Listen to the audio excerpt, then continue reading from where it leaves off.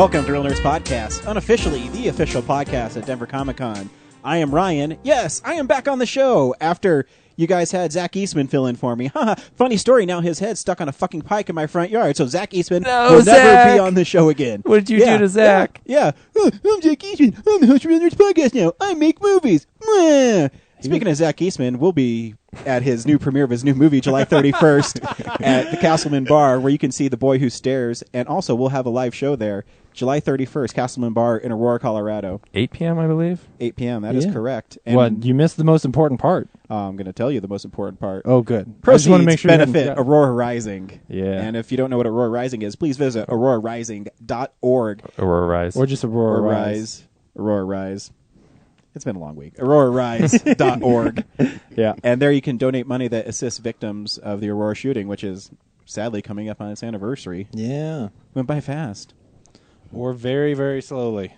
Yes. It feels like it's been a long... Like, it feels like that's a long time ago because so much has happened since then. Mm-hmm. And yet at the same time, it doesn't feel like it's been very long at all. Yeah. So while you guys were sucking Zach Eastman's dick last week... Whoa. And Brad's like, does that sound okay for you, sir? Well, you guys are assholes to me while I'm here. I do sound like that. You sounded exactly like that last week. You did? Yeah, no. Yeah, there was a... That's actually like a quote from you last week, by the way. Keep talking, I'm going to count my money. Hang on. That's why we found out he's been paying you this whole time. Yes. This is bullshit. So while you were twiddling his nuts, I was busy, and I secured us a new sponsor, guys. What? Yeah. Oh, man, you were working out there in Kentucky. It's moonshine, isn't it? Tennessee, dude. Yeah, whatever. In the hills. Actually, when I was... I'll tell a funny story real fast about being in Tennessee. It better be funny. It is funny. Laura's great Aunt Gail got married, and it's the first time she got married, and she's like 62. It's really nice. That's adorable. So, of course, being the butthead I am, I wore like a Robin's Egg Blue dress shirt with like a hot pink tie, and Laura's aunt's husband said, "Oh, he looks like a gay." But I have that. There's something worse. So her husband's brother came to the wedding in a T-shirt, and it had holes in it. And here, I got a little bit for you guys. I don't know how much you're into Jeff Foxworthy, but here we go. I'll even do an impression. You ready? If you go to a wedding wearing a Duck Dynasty T-shirt, you might be a redneck. Yeah, Duck Dynasty, and it says now we're cooking with coconut oil or something. And he's worn it enough. That show's only been out for like a year and a half. He has worn that shirt enough because he loves it so much that he has worn holes through it. Yeah. That is hardcore fandom. Have you been to a Walmart lately? Or he dropped a cigarette on it. No. Well, I mean, Yes. I mean, I have been to Walmart, but I stay only in the movies and food section. That's all they have in them now is Duck Dynasty stuff. Really? Yeah. What? Ow. See, we're just not part of Phenomenon. Yeah. Anyways, our sponsor, Pirate Paintball of Colorado. If you go onto their Facebook page and like them and you join them, and it's in Colorado, they post every week where they're going to be playing the next week. If you mention the Real Nerds in your post and you meet them out there, the president of the company, Steve Frost, my dad, he will let you play for free, and he'll supply you with the paint and the gun and everything to go out there and play for free. One weekend. You should. You should come out. Badass. It's Pirate Paintball of Colorado. Yeah. I've never been paintballing. You should come. It's really fun. Dude. What's the pirate part? I don't know why they decided on that, actually. My dad just chose that Pirate Paintball, I guess, because they if steal you money Are from there people running around with hook hands and like... No. If you come out with them, squids? you are going to have a lot of fun. He just did it. So, yeah. All right, well, that was the whole show, guys. So I sure can't get any funnier than that. Just go to Colorado Paintball, Colorado Pirate Paintball on Facebook, like the page, and my father puts where they're going for the week. On the weekend, it's usually a Saturday, and it's for a few hours. Mention Real Nerds, say you heard this commercial on Real Nerds, and you'll get free paint, and you'll be able to use my father's... he has a bunch of guns and masks and everything, and they do little scenarios, and it's lots of fun. He even makes paint grenades and stuff. It's pretty crazy. Dude. Yeah, I'm not just going to go up there and say Real Nerds and they open fire on me, No, that's right. Just don't wear the T-shirt, Brian. Yeah. I'll grade another one of these nerds. Bring him down. I don't know if you guys have noticed. Hold on, Ryan. Yes. Whose voice was that? It's inconsequential right now, guys. I'm trying to get us paid. Oh, when I'm I'm done getting sorry. paid, Okay. I'll introduce our amazing guest. All right. Oh, okay, cool. Man. If you would stop interrupting me. Sorry. Fuck. Well, we had to steer Zach on course a lot, and you've been gone a lot, Ryan. I'm losing faith. Also, if you're listening to this, you're like, damn, Ryan sounds sexy smooth. He does. Like I've been told I don't sound like I look by That's people not at Denver what you were Comic Con. told. Well, I was told I sound thinner. I'm like, that's fucked up. Twice. I just thought That's- someone else had your voice, though. I thought Yeah, your was voice belonged to him. Really? right. thought. Yeah. Really? I So wish he I saw- had a black man's voice. Well, so do I, but Oh man. If you go to our website right now and you look at the banner at the top, it's for Narrate. Narrate is an app that you can download for free for iPad and Android smartphones and tablets. it is awesome. Yeah, it is awesome. Did you download it? I downloaded the app, but I'm still trying to figure out which ones to read. And also, too, is I've noticed that every day you get these coins. Mm-hmm. So each day you open it, you earn coins, and that gives you some purchasing power to get some comics. You know and what, stuff. Bree? You just led into a great thing. If you like them on Facebook and hashtag Real Nerds in the Facebook on your Facebook post and put your username for your Narrate account, you will get 100 free coins. Cool. Whoa, by Cool. Cool. So make sure you do that. Cool. Man. And it's a really popular app. Right now they have over 800,000 downloads. Sweet. The amazing thing, what I like about it though, is I've seen some of the some of it's kind of history. So when you click on there, the pages move, and you'll see like a rat spreading the bubonic plague and all kind of stuff. So there's really cool stuff on there. Yeah, so you should definitely check it out. We met some of their PR people at Denver Comic Con. They're really nice. Yeah. Rebecca and Alexis. Thanks for stopping by. So yeah, Narrate, and it's spelled differently. It's N-A-R and the number 8. 2 hours and 2 hours. 2 hours. He's bad at spelling today. Yeah, I'm I'm really really excited bad. for him to get to the tweaked audio one. See if he can spell it right this week. Oh, it's probably not. And as always, if you're listening to us, you're like, man, these guys sound so good. If you want us to sound great, log on to tweakedaudio.com and purchase some earbuds. When you're checking out, there's a spot at the end of the checkout. It says coupon. Enter in Real Nerds. That's one word. REELNERDS. Yeah! And you'll get a third off your whole order. So make sure you order $1,000 worth, Bree, and then you'll get a third off the I order. plan on getting a new set of headphones. Yeah, I like- really need some workout headphones. So You should- yeah, check there them you out. go. They have them there. yeah. Yeah. They got good long cables on them too. Like they're way longer than any of my previous buds have been. And they're amazing for listening to your tablet and watching The Civil War by Ken Burns while your wife is sleeping next to you and not disturbing her. You were in Tennessee watching Ken Burns documentaries I about was. Civil War. I was, right? That's awesome. Oh, Tweakedaudio.com. Tweakedaudio.com. Now, normally we have a fan mail section, but our fan mail is with us today. Yes. And what are you laughing at? I'm sorry. I was imagining you driving around Tennessee with your tablet out, and like every time you pull up next to a truck with like a rifle rack in the back, just rolling down the window, showing the Civil War documentary, and be like, "Have you seen this shit? You guys know what you were doing? This is crazy." No, James, that's not what I did. I was driving around when I saw a semi-truck with a rifle in the back. I'm like, the South will rise again! And we were driving by, and I did see a truck that had a Confederate flag and an American flag in it. I'm like, what? Yeah. Good people in the Good South. people. Good Oh, yeah. people. Bigotry is big down there. so if you hate people, make sure you live down there. If you hate people and like heat, then that's the place to go. I love Heat. Man, But- Michael Mann is very talented. He makes great movies. That's a So good movie. the Heat or Heat? No, Heat. The movie Heat. Okay. Not or the Heat. or the Butler from 1916, No. or the Butler that's trying to come out right now, because I don't Whoa. want you to be sued. Oh man. Oh, this is complicated. I don't even know how to talk about movies anymore. They all have the same title. I know. Anyways, our fan mail is being brought to you today by someone who's actually here. Sir, why don't you introduce everybody to who you are and your Twitter handle, so maybe they'll recognize the voice with the Twitter handle. Well, my Twitter handle is Mac Brebonics, and everybody's like, "Well, where'd you get that name from?" Well, that came from the late Mac Dre, rapper out of the Bay Area, and it's actually one of the lyrics from his songs. But half of my name is in there, which is BRE, which is Bree.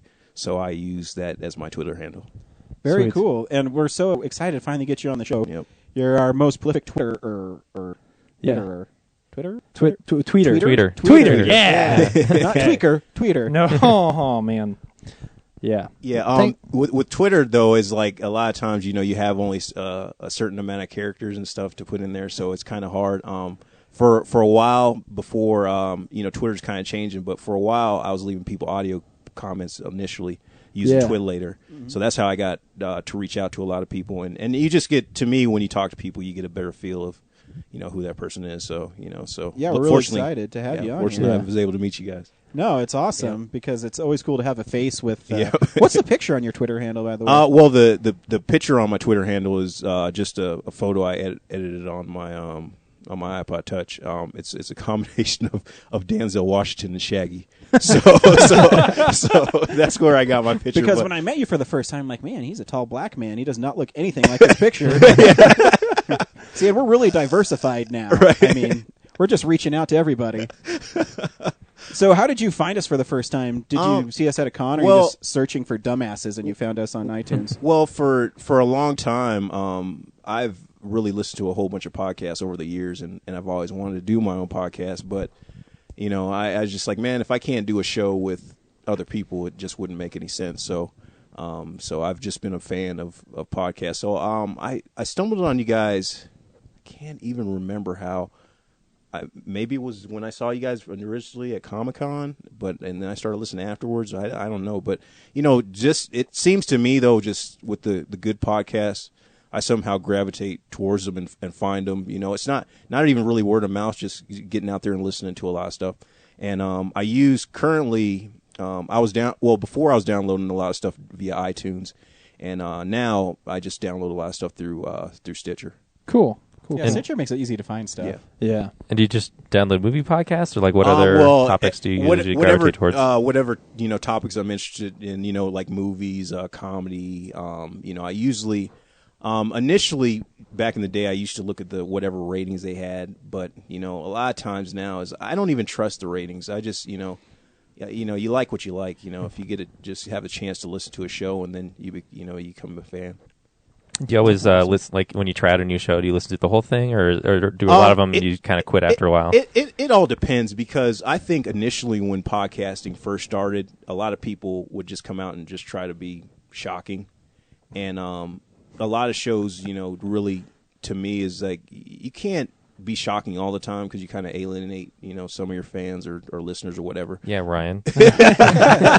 I'm not shocking all the time, but it wears out. Like at a certain point, you're like, oh yeah, that's what you guys do. It wears out, but you do start to listen to a lot of podcasts and stuff, and you realize you're just like, man, those are people that I could actually have a real conversation with, and those are the shows that you actually end up following, and they develop a real strong following. So do you like the ones that are really produced, or do you like the ones where it's free form, where they kind of ramble for an hour? Let's say sounds like he's doing a survey to you. I'm going to tell you some of my favorite podcasts. I don't know if you guys have ever heard of Night Living podcast. Yeah, they follow us actually. Yeah. Well, I had commented them because they were like, well, they said something about having a black guy on their show, and I was just like, I said, hey, I want to be on your show, but I never heard anything back. And then I think I had Chiswick's Twitter or whatever for a while, but and then I didn't get responses back, so I was like, But I still want to be on their show. I still want to meet those guys. They need to get their own black guy. You're our black guy. You're our black guy. But I still want to meet them. And I'm a fan of the Keith and Girl show. Yeah. But like I was saying before, is this like every time I call these shows that I'm a fan of, I just turn into a 13-year-old kid, and or whatever. It's just like I start giggling, and it's just like and then I listen I'm to on the radio. yeah. It's just like a couple of nights ago, I had called up to a live show, and they had some females there, and then I was all talking, and then afterwards I was like, man, that's not what I wanted to say. It's just like I sound like a complete idiot. It's just like That did not come out right. Yeah, that did not come right. Like, and there was a time when down in Colorado Springs, I went to the Black Sheep, and I saw OTEP perform, And, the lead singer was there, and I was just like, I went up there and got an autograph, and I was like, I buy all your albums. And I was just like, I just sound like, I was like, who doesn't buy all our albums? It's just like I sound like a complete idiot. So. Oh, yeah. It's so weird the way that, because now we've been doing that for the last couple of years at the conventions. Mm-hmm. And, like this year, I got to meet Fiona Staples, one of my highlights of the con. I know, she's still on your she's still, me getting all snuggly with Fiona Staples. Yeah. I know. I like that picture. And it's the same kind of thing where like it's almost like you're afraid that if you get too close, like something's gonna break, right? Yeah, I mean, and you see your favorite, people that you admire, and it's just like you don't want to be a groupie, but it's just like you're just like, man, these are people that I want to talk to. That's So. Yeah, it's that hard balance between like trying to be cool, and also trying to be respectful and let them know, like, no, I how do I tell you how much I think you are amazing? Yeah, like you don't understand. It's just like it's like when I went one time I went to a concert and it was Common Sense and I believe Erykah Badu, and then Erykah Badu like kind of did this whole crowd surfing thing. And then I backed up. I was like, "Oh no, I can't touch her." What if I drop her? Yeah, what if I drop her? The guy who dropped her. Yeah. And then you'd be in the newspaper with your face all. But she weighed more than I thought. No, that's not what I meant. Headline: Erykah Bad Time. Oh man. But it's great though. I really enjoy what you guys do.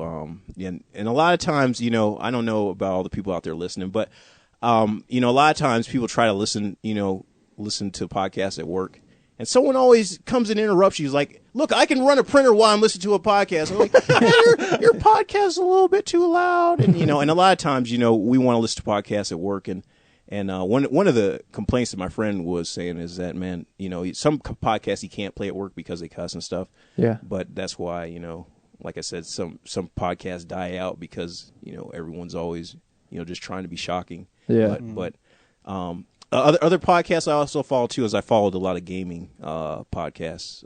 I was following. You'll see some of my Twitter posts, but a lot of stuff was linked through. I listened to Achievement Hounds, and going through the True Achievement sites, but I haven't really been playing a lot of Xbox lately, so my achievement score is way down. Do you listen to the Giant Bombcast?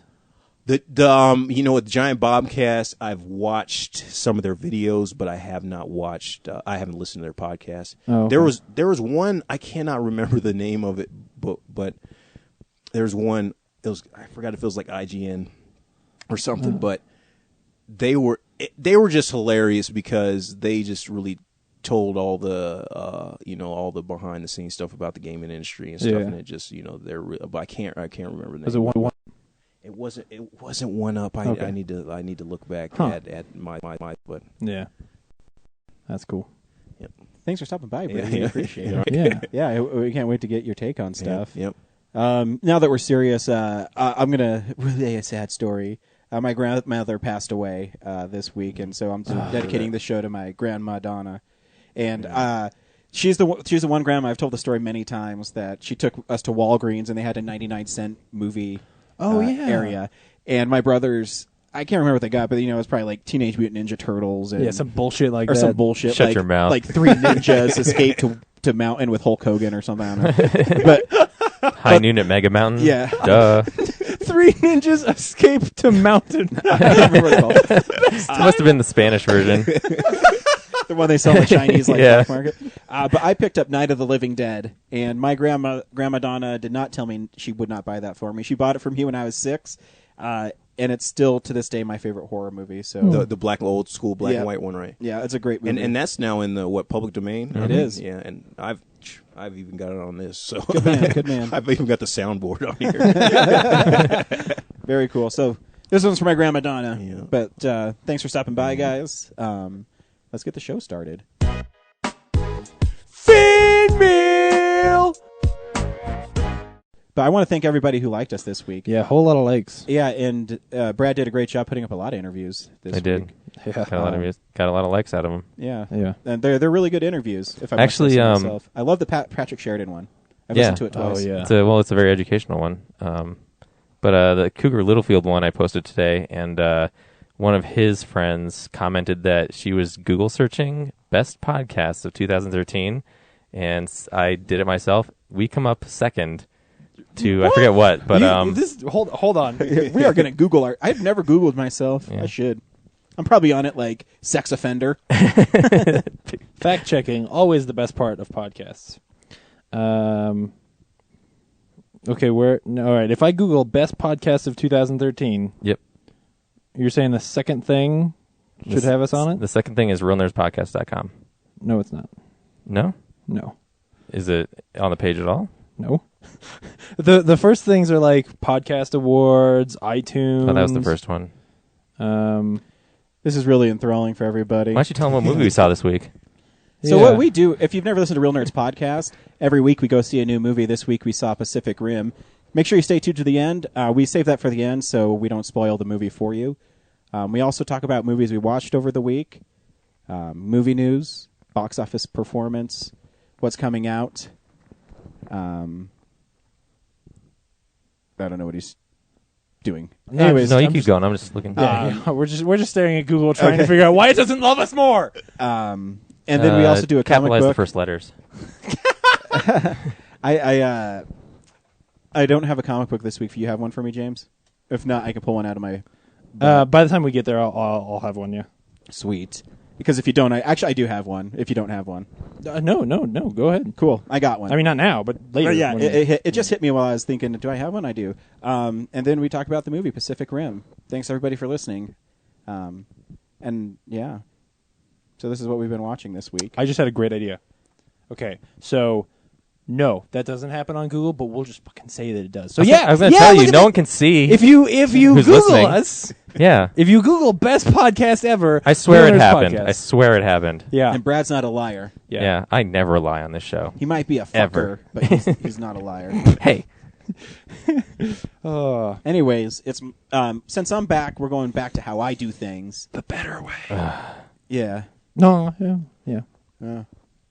I mean, great. Go on. Yeah. See, you know when Zach Houston's like, I want to do box office numbers, Brad's like, okay, let's do that. I don't understand Not in what my that, eye. What was that sound? This is stuff we've been watching. So, yeah, this is the stuff we've been watching. Bree, you're the guest. What'd you watch this week? Well, last night I watched on Amazon Prime. I watched The Bay. Yeah, is that good? That one with like the parasites and the. Yeah. You know what? I like The Bay. My brother recommended it to me, but the reason why I like The Bay was I just think that's something. Movies scare me. That's stuff that can possibly happen. I know I know a lot of stuff on that movie was far fetched, but as far as parasites eating us up, I think that's highly possible. Who's that made by? It's made by someone kind of. Oh fuck yeah. Darn it. Fuck. Yeah. What's the movie about? Well, basically they're in this small town in the Bay or wherever, but close to the ocean or whatever, and They're down by the bay. they're down by the bay, and Are they sitting on the they dock? they got all these different found footage of pollution and all this different stuff that's going on in the community, and shortly afterwards people start getting these lesions and boils on them, and come to find out it's these man-eating parasites. So I like I said, I liked it because movies like that do scare me, because if it's somewhat plausible, I think it's a good movie. But Yeah, that's a real thing. I've read like there was a lake somewhere where they had flesh-eating bacteria in it. Yeah. Well, they also mentioned like sea lice or something. I immediately, when I'm sitting there watching the movie and I'm going through Google and there's like sea lice, and I'm like I never liked the ocean anyway. It's like, so Kevin and- just says stay out of Sainsbury's it. ain't nothing to fuck with. Yeah. Well, in Creepshow 2, remember when they're on that raft and that huge gel, sheet of black thing gel eats 'em? monster thing. Yeah. But I've never. I mean, ever since Jaws, I've never really been a beach person. I mean, I remember seeing those movies back. This guy's a movie fan. I just pulled out Creepshow 2, and he knew what I was talking about. Yeah, I'm a fan. But I remember back in the day when they had. You ever heard of those things called ant lions?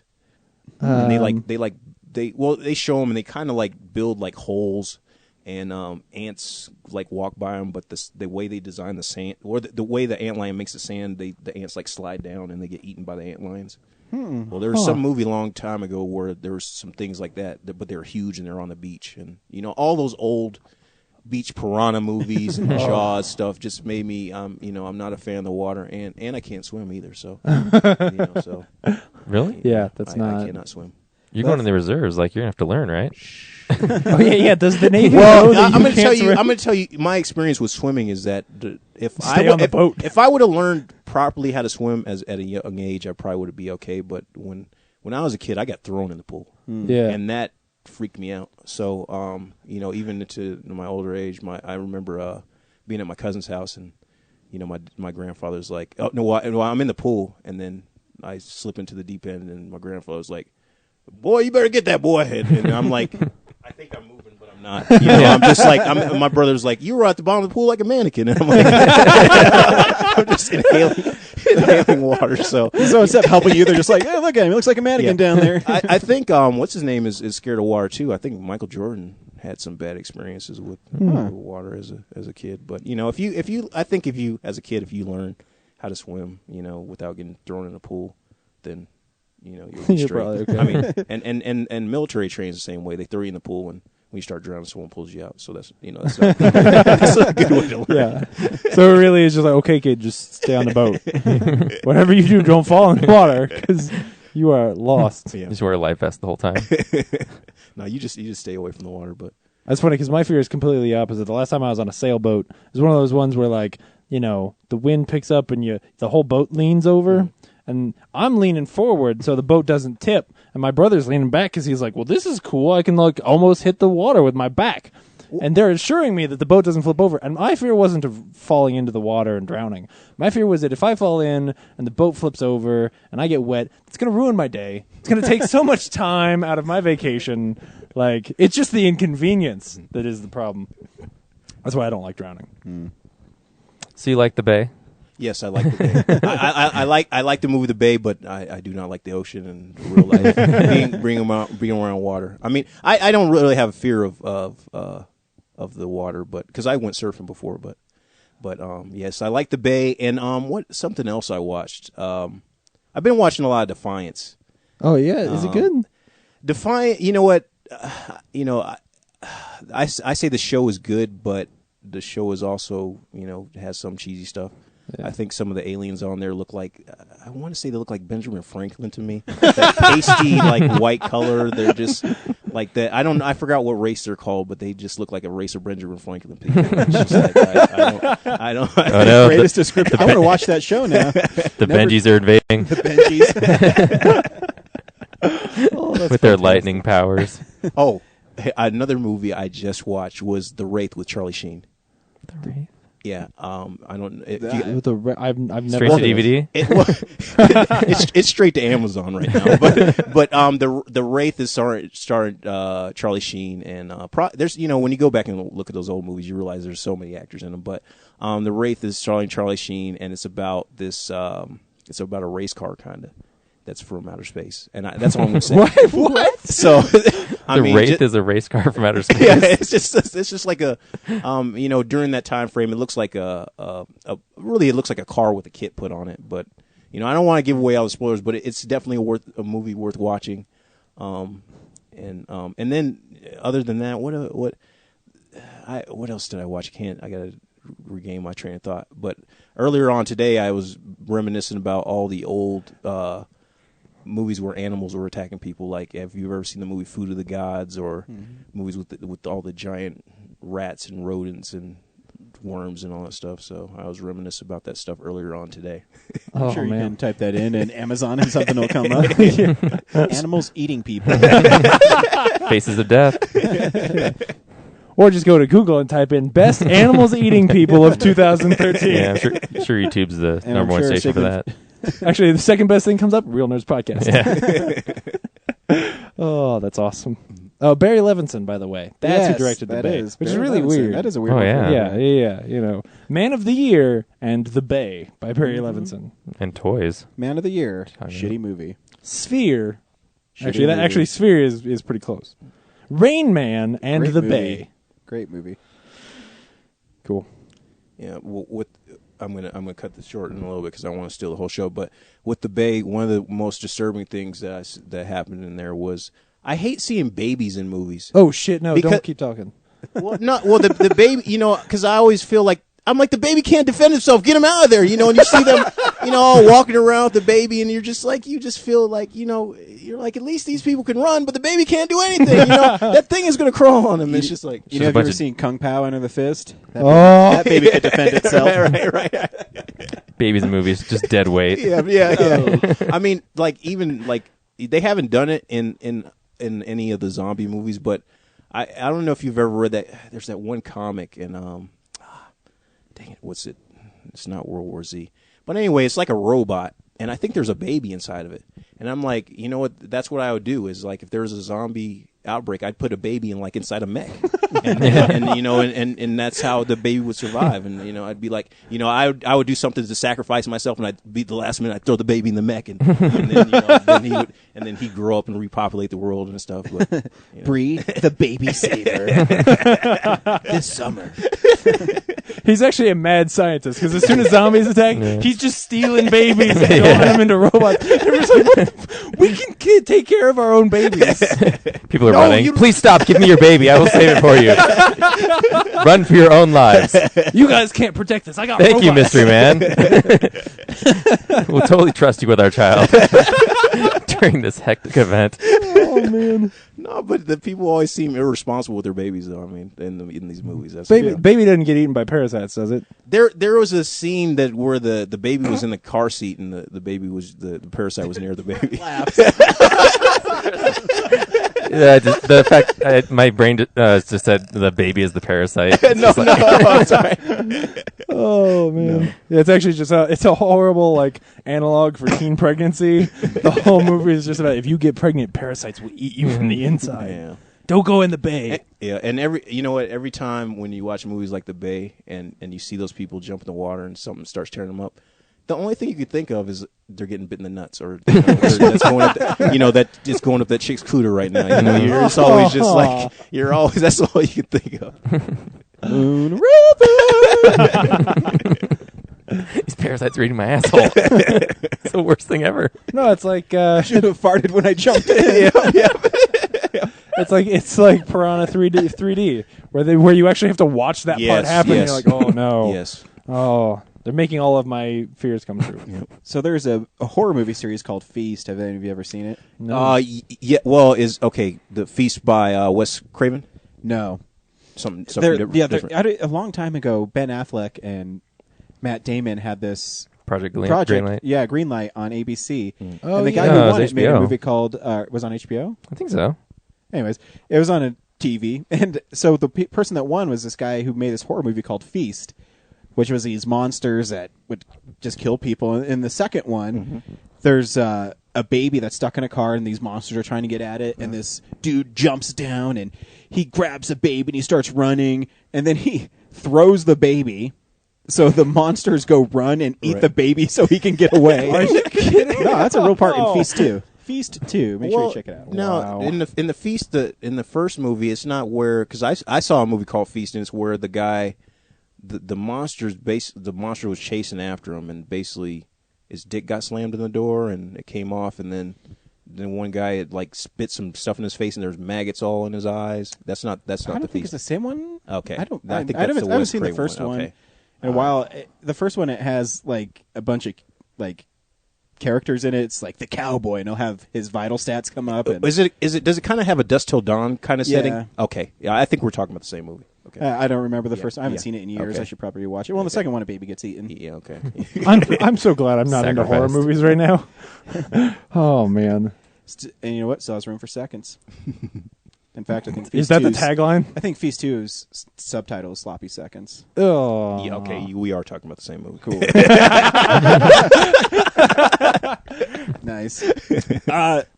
This week, guys, I watched all 9 episodes of Ken Burns' The Civil War. Wow. And, it's actually not that exciting, but... Oh, dude, Ken Burns is dope. Yeah, but I mean, it's a really... Only it's not- time that sentence has ever been said. It's not exciting, but at the same time, it's really engrossing. I imagine it's really informative, actually. Yeah, and there's this one part. It was either in the second or the first episode, and it had been the second one because it was talking about a battle, and this guy who got his leg shot off wrote a letter to his dying wife, And I kept on thinking of that Greg Giraldo bit where he goes, you know, in the Civil War, you know, you're reading these letters from these guys, and it's like, my dearest Hannah. And it's basically, this guy was talking about his wife, Sarah, and it was like the most heartbreaking, greatest thing ever. And, you know, then I couldn't help but think of the Greg Giraldo when he's talking about, like, soldiers nowadays. It's like, Dear Marie, it is hot as balls out here in the desert. Don't fuck anybody while I'm gone. But yeah, that's all I was thinking about. But it's really well done. I mean, it's I don't know. It's really horrific when you actually read about the Civil War and learn about it. When 70,000 people die in one battle. Yeah. But every time I see him fighting those straight lines, I'm like, I'd be in a tree. You know, I'm not going to fight. You're not going to catch me loading my musket. Hey, guys, go on ahead. Remember time you're tying your shoelace. I'll catch up. When I shoot my gun, I'm going to be laying on the ground. Just ducking behind everybody. Forget the rules of engagement. Yeah. Fuck you, sir. Eat my balls, General Lee. What did he say? And the only other thing I watched is Dial M for Murder. Alfred Hitchcock, and it's a freaking brilliant movie if you've never seen it. Yeah. What's cool about Hitchcock is he's a really inventive filmmaker, and he always has the most clever shots in his movies. I'm always amazed every time I watch his movies where he puts the camera, how he moves the camera. And if you've never seen it, it's a movie about a guy's wife who's unfaithful to him, and he finds out about it, and he plans her murder. And it's basically takes place in two places. It takes place in their apartment, and then like one time it goes out to they have dinner at a place. Superbly acted, wonderfully directed. It's a great movie. If you've never seen it, you definitely should check it. And Grace Kelly is super hot. Mm-hmm. Yeah, I want to go back in time on a lot of. I know, right? Old movies. I'm like, oh my gosh, Grace Kelly! I would never convict you of murder. You're murdering my heart. Yeah. It's just a great movie. I don't know if any of you guys ever seen it. Oh, yeah. But there's a shocking part in it when that one dude who attacks her dies. Like, she stabs him in the back with scissors, and he falls over, and the scissors, like, go through his back. I'm like, this is from 1954, I think, is a movie. I'm like, wow, that's pretty graphic for back then. Yeah. Loved it. He was edgy. He was. Like, you watch it now and you don't realize, it seems normal, kind of. But the truth is, like, he was making rated R movies when there was no such thing, really. Yeah. And, I don't know what it is about British people, but, they're just so, like, cunning in these movies. You know what I mean? This, her husband, Tony, who's plotting her murder, I'm like, yeah, you could probably get away with the murder, how he's doing it. Listen to that accent. He sounds smart. Yeah, he does. He sounds really smart. Yeah. But, of course... He mispronounces words in a funny way. Yeah. He says aluminium instead of aluminum. He's either super and smart... his favorite has a U in it. What's that about? He uses too many letters. But lately, I've been... going back, because I have Amazon Prime too, and I just type in 1950s, and I see what movies come up. And I really just pick random movies, old movies. The next one in my queue is a Buster Keaton movie, which is actually from 1926, I believe. Wow. The General? No, it's called something He's on a Boat.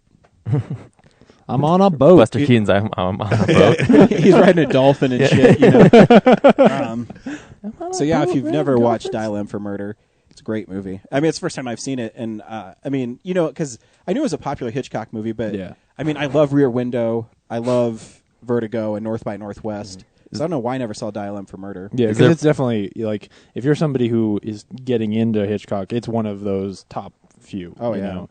Like before you see Rope, you see Dial M for Murder. Mm-hmm. Yeah. Is there a part in the movie where he finds out, that his wife's cheating on him, and then he's like wearing sunglasses, and then he turns the camera and like pushes them down and goes like, I think it's time to dial M for murder. No, Dirty deeds done dirt cheap. That's not the song, James. It's AC/DC. that was a CSI Miami. But there's a funny shot in the movie because he's calling his wife because he wants to hear her being murdered. And so he calls his wife, and the camera zooms in on M. Like, that's the first thing, is 6 is the first number in it. Uh-huh. So, yeah, I should definitely check out Dial M for Murder. Brad, what'd you watch this week? I watched a lot of stuff, but I'm trying to, make the show shorter, so I'm not going to talk about a lot of them. Just the highlights, which one of them... Lowlights. The lowlights. Highlights and lowlights. Highlights and lowlights. Because of Lone Ranger, I started to watch the Pirates of the Caribbean trilogy again. Never seen all those movies in their entirety. Really? But yeah. you've seen the first one. Nope. Really? There's so many. Yeah, Well, before I say it's great, let me see what Brad thinks. Well, obviously the first one's still fantastic. Yeah, And okay, I good. actually like Dead Man's Chest a lot. I do too. It's very bizarre.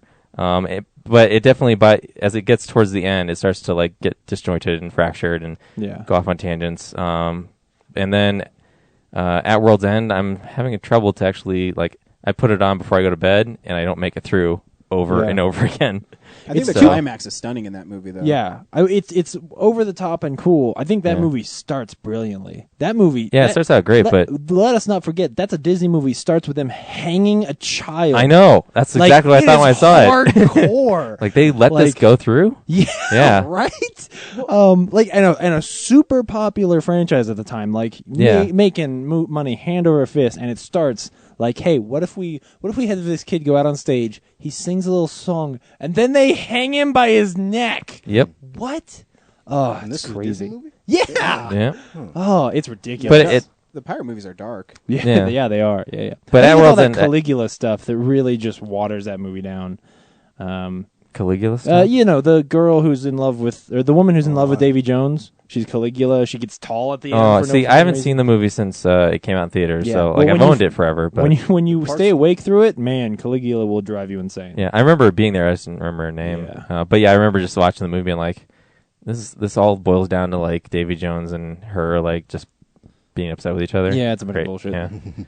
I just want- love at the end of Dead Man's Chest. I mean, that they kill, Jack Sparrow. Yeah. I remember watching that in the theater. I'm like, oh my god, It was a great they cliffhanger. seriously Yeah. killed him. Yeah. Spoiler alert. Oh, Agree. I haven't seen it all. Oh, yeah. But he doesn't die because he's been in 2 other movies. Just so you know. Oh, are you gonna watch the fourth one? No. Don't. I was gonna say, don't do that. I saw it recently and that was enough. Yeah, So, no, it's awful. Ugh. And then I rewatched all of Planet Earth, which is fantastic in high definition. I've never seen. I I've got never seen those. I got those, and I have not watched them yet. And they're good background, like because you don't have to pay attention to every second of it. But there's one part where there's like a fungus that grows through dead ants. No, fuck that. Yeah, that fungus. Well, you know what that fungus reminds me of is I haven't played it yet, but it looks like that same The kind of Last stuff of Us. on The Last of Us. Yeah, I know. That's why I said fuck that shit. I finished The Last of Us. I'm not fucking around with Don't funguses you or spoil mold. the game for me. Yeah. I'm not. I know. I'm not. I'm just saying I am not fucking around with mold. Mold is some serious shit. Yeah. Yeah, it's like I'd never go into the Amazon. Do not want that shit. No, no. It drives you mad and then it grows out We of want to you. hire you as the director of the new Arnold Schwarzenegger movie. It's called Death on the Amazon. Let me Death by think. fungi. How much money are you? Schwarzenegger's fighting fungus that grows out of ants. Get to the job. It's actually just an hour and a half of It's not a Schwarzenegger with a tumor. flamethrower. Yeah, just burning the Amazon. Get to the termites. Who's afraid of the termites? Halfway through the movie, he Yeah. gets a face full of spores, and then he's just crazy running through the. He looks at the spores and he's like, It's "You not a one tumor." ugly son of a bitch."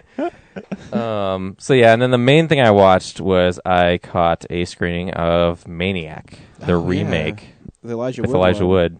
I saw the trailer for that. It looked bizarre. Yeah.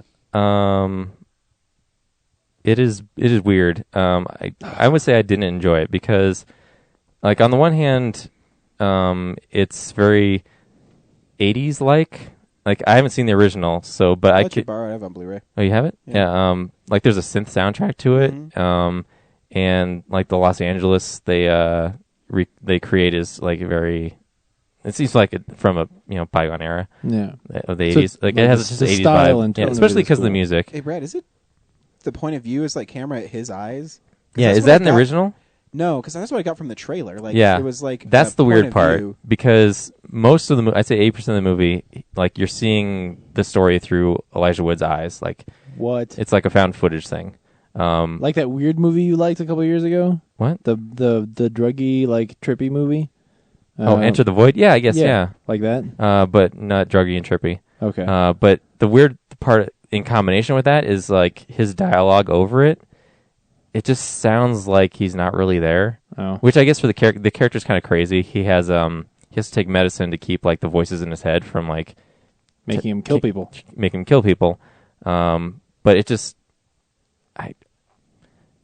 his performance, like, it just didn't feel real to me. Yeah. Like, I know he's supposed to be kind of a distant character like that's not all there, but still, it's just like it just felt like forced. But there's some really cool death stuff, like right out of the gate, like he's stalking this girl home, and it's kind of cool because they like allow time, like in real time, like just have him like just follow her down the hall, building up tension.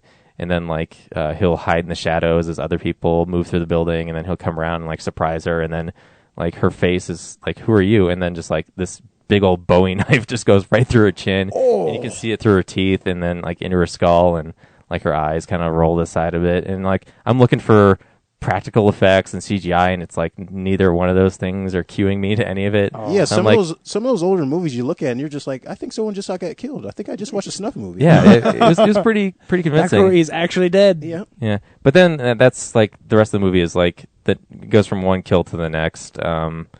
He's really bad at, and then he's really bad at like suffocating girls. Like this one girl he befriends because Brad, were you watching the movie being like, I could I was taking her way better? I was taking My notes. voices yeah, sound in my head sound realer than that. I could do this way better than him. No, but it's kind of because they're in the climax. So there's this one girl that he won't kill because he runs like a mannequin restoring business, and she's a photographer, and like they just kind of find her like a rapport between artists. Mm-hmm. So he kind of falls for her, and his backstory is that his mom was basically a whore. He would always bring home like multiple partners or fuck guys in the streets while he was around. So he was witness this. So he's like a bad point of view, perspective of women. Rorschach. But yeah, this one girl he likes, so he just wants to finally have a girlfriend or something for real. But then he finds out like other guys are in the way and stuff, and then she eventually figures out that he's been killing. Eventually, when he kills her agent, like it finally tips her off. So, but then he flips out and gets her in a hold and like suffocates her with a shower curtain. Mm-hmm. And then you think the movie's over, and then she wakes up in the back of a van and they're driving, and you're like, oh, okay, well the resolution is that she's going to get away, right? Nope. They go through this whole other sequence just to have her escape and then get in someone else's car, which they try to drive into him to kill him, but it knocks him out and then just drives into a wall, and then she dies. So you're just like, why did we go through a whole other sequence of like trying to kill her? Just ended at the shower curtain. Like it made. So you're waiting in line a really long time. Wasn't worth it. How long were you waiting for that movie? Yeah. Well, yeah. I tried to catch the 5 o'clock one, and I just missed it by like 10 minutes. I was like, I want to give the whole movie a chance. So yeah, I had to wait another 4 hours for the next one, 9:50. So and where was this playing at? The C Film Center okay. downtown. I need to check that out. Yeah, it's a good theater. They were playing trivia while I was waiting, so I was just kind of listening to questions and trying to answer them. And that quiz is hard because it's like hipstery, so it's all about music, and, like deep cuts and stuff, and like all the like old classic movies that I haven't seen. Yeah. Maniac. I mean, there's some cool aspects to it, like some of the effects are good, but just that whole like point of view and like the voiceover. Just doesn't. It just seems off. In the original too, there's the dude does the voiceover. It's really weird. He's always saying stuff. You're so pretty, and it's this really weird, fat-looking guy. So he has a point of view in that movie, or no, I thought you said he is like a third person. It's like not you see him. Yeah, you see him, but over it, yeah, he's talking. Over it, he's talking. It's really weird. Okay, yeah, the movie's really not well done. Yeah, only the effects by Tom Savini are good in it. Yeah. He also scalps the girls and like puts the scalps on the mannequins and then dresses them up and like has like conversations with them, and they fight with each other in his head. So, but yeah, it just sounds like Elijah was trying to pretend to be a serial killer. Does that make sense? Like you just don't buy him as one. Yeah. So buy him as Frodo. So yeah, that's why I watched. James, what did you watch? He's going on an adventure. Well, I'm gonna start with something fun. I got to see This Is the End this week. Finally, yay! It was good. Right. Yeah, that movie's really good. Big devil dick in it. Yeah, it does have big devil dick in it. There's not a lot to say. I think I may have had it a little bit overhyped for me. And I kind of wish there was more just them sitting around talking like that. The whole party section at the beginning, which was clearly had to have just all been improv. I wanted a little bit more of that part, Because then later when they get into the sketchy, like the scripted parts of like, Jonah Ray turns into Gets possessed. The I Exorcist. thought it was so funny. It's No, it's That was hilarious. Oh It yeah, is, yeah. the power of Christ compels me. Yeah, does he? Does he compel me? Everybody says you sold out. That's what everybody says. No, and it is. It's hilarious. It started reminding me of Ghostbusters a little bit. Yeah. Yeah. Oh yeah. Yeah, the way with cause the hound thing kind of. Yeah. Hellhounds, Oh, yeah. absolutely. Oh yeah, absolutely. Mhm. Yeah, and all of that stuff is really cool. fucking- I Come all over your house. my I'll God. come all over I'll come your wherever I bathroom. want. Well, I will make you come so hard. Wait. the funny, I don't want, but the funny thing that I saw though was that when I went to the theater to see it, there's people that are really fans of Harry Potter, so they wanted to see what's her name, Hermione. Oh yeah, Emma And I saw Watson. some people in the theater dressed up as Harry, in the No, Harry Potter really? attire. Oh. That's so weird. But then they were completely silent when the dude off Eastbound and Down started talking about jacking off, and they're in there with their moms and stuff, and it's just Oh man. Yeah, we didn't talk about. Well, we there's were a talking whole about sequence. raping her. Yeah, Yeah. there's this whole sequence where like they're standing in the hall talking about raping her. Yeah, yeah. It's hilarious. Oh my gosh. but they're the only silent people in the theater. Well, I think that movie's brilliant. Is a play on what people perceive them as. Oh, You know, Michael Cera's whole bit Yeah, is Michael just Cera, genius. James Franco as a douchebag. Yeah. Jonah Hill is a really nice guy. And Yeah. It's one of those things where I realized about halfway through, I was like, you know what? They could do this every few years. Like, same idea. Like, we all get together and we play ourselves, and then something crazy happens, and how are we going to deal with it? Now, that is all disregarding the fact that it actually does have a pretty cool little story. Like, the whole story with Jay Baruchel and Seth Rogen, I think, is actually a neat, interesting, character-driven, well-developed thing. In the middle of something that is just sort of slapsticky and fun. And the best use of "I'll Always Love You." Hands Oh down. man! Oh yeah! When James Franco gets saved, he's like, "Fuck you, McBride! Fuck you, you piece of shit!" He Cuts him off. unsaved, Yeah. but gets eaten by cannibals. So good. Oh man! You see that? I fuck that ass every night. Oh, then Channing Tatum is the Oh, gimp. Channing Tatum. Oh man, yeah. I was expecting there to be more cameo things in there. Yeah. But still, great. Really Go great me, movie. Aziz. You know, was I tried Yeah. really hard to save Aziz. I couldn't do it. Oh man, Man, it's so great you guys came along. We were getting really hungry. Oh yeah, that's great. On a weirder note, I also checked out. I have this local waiter who I talk a lot about Ancient Aliens with. I'm a big fan of Ancient Aliens on the History Channel, which is a show where this really crazy dude with his hair looks like a bird crashed into his head. He talks about how aliens created the pyramids and shit. Stupid stuff. But But that's it's what great. Paul W.S. Anderson thought too, so it can't be that smart. Oh yeah, man. Did he really? Does he Paul W.S. Alien Anderson? vs. Predator. Oh, that's right. Yeah. Oh, I forgot about that dumb thing. So there's this new show on Destination America, which is like a Discovery Channel kind of thing, and it's called Mountain Monsters. Nice. And it's about 5 to 7, I don't know how many because they just keep adding more hillbillies onto this show. 5 to 7 hillbillies go into the woods to hunt after weird folklore things, and not just your normal Sasquatch. The first episode is the Kentucky Grass Man, which is a big wolf creature. It's a 7-foot tall wolf man. And it's fucking ridiculous. It's made like your Mythbusters or Pawn Stars kind of thing, where when they do the introduction at the beginning, they're like, "This is this is Big Boss, and he's the trapper, and this is so and so Hillbilly 4, and he's the tracker." And there's literally a guy whose job is the trap maker, and I swear they spent 10 minutes with this guy in a scrapyard just finding big pieces of metal to build a box that they hung from a tree, and then they put a goat under it, and then they ran around in the woods going, "What was that? Huh? What was that?" "Everybody get back to the trap," and then they run to the trap and be like, "He was here. Look at those prints. Those have got to be real prints. Look at how big that thing was." It's retarded. And I don't use that word lightly. This is the dumbest thing. Hey, get what you nice. I know. That's the phone call we're gonna get next week. This is the anti-hillbilly episode. Yeah. Yeah. Well, next week I'll talk a lot about Justified. It'll be okay. It's really weird. I'm probably going to keep watching it, just every now and then I'll throw an episode on and be like, these people are stupid. How is this on television? Especially Discovery. Like, Discovery should have a higher... Well, like, I can excuse Ancient Aliens for some reason, but this feels very set up and, Well, you know, those shows get you so hyped up. It's like, I want to see a monster at the end of the show. Yeah. I mean, you want them to do the kind of the troll hunter thing. You also know that, like, if in filming the show they had found a giant wolf man in Kentucky, I would have seen it on the news already. Right. Like, every episode is going to be anticlimactic because they are never going to catch anything.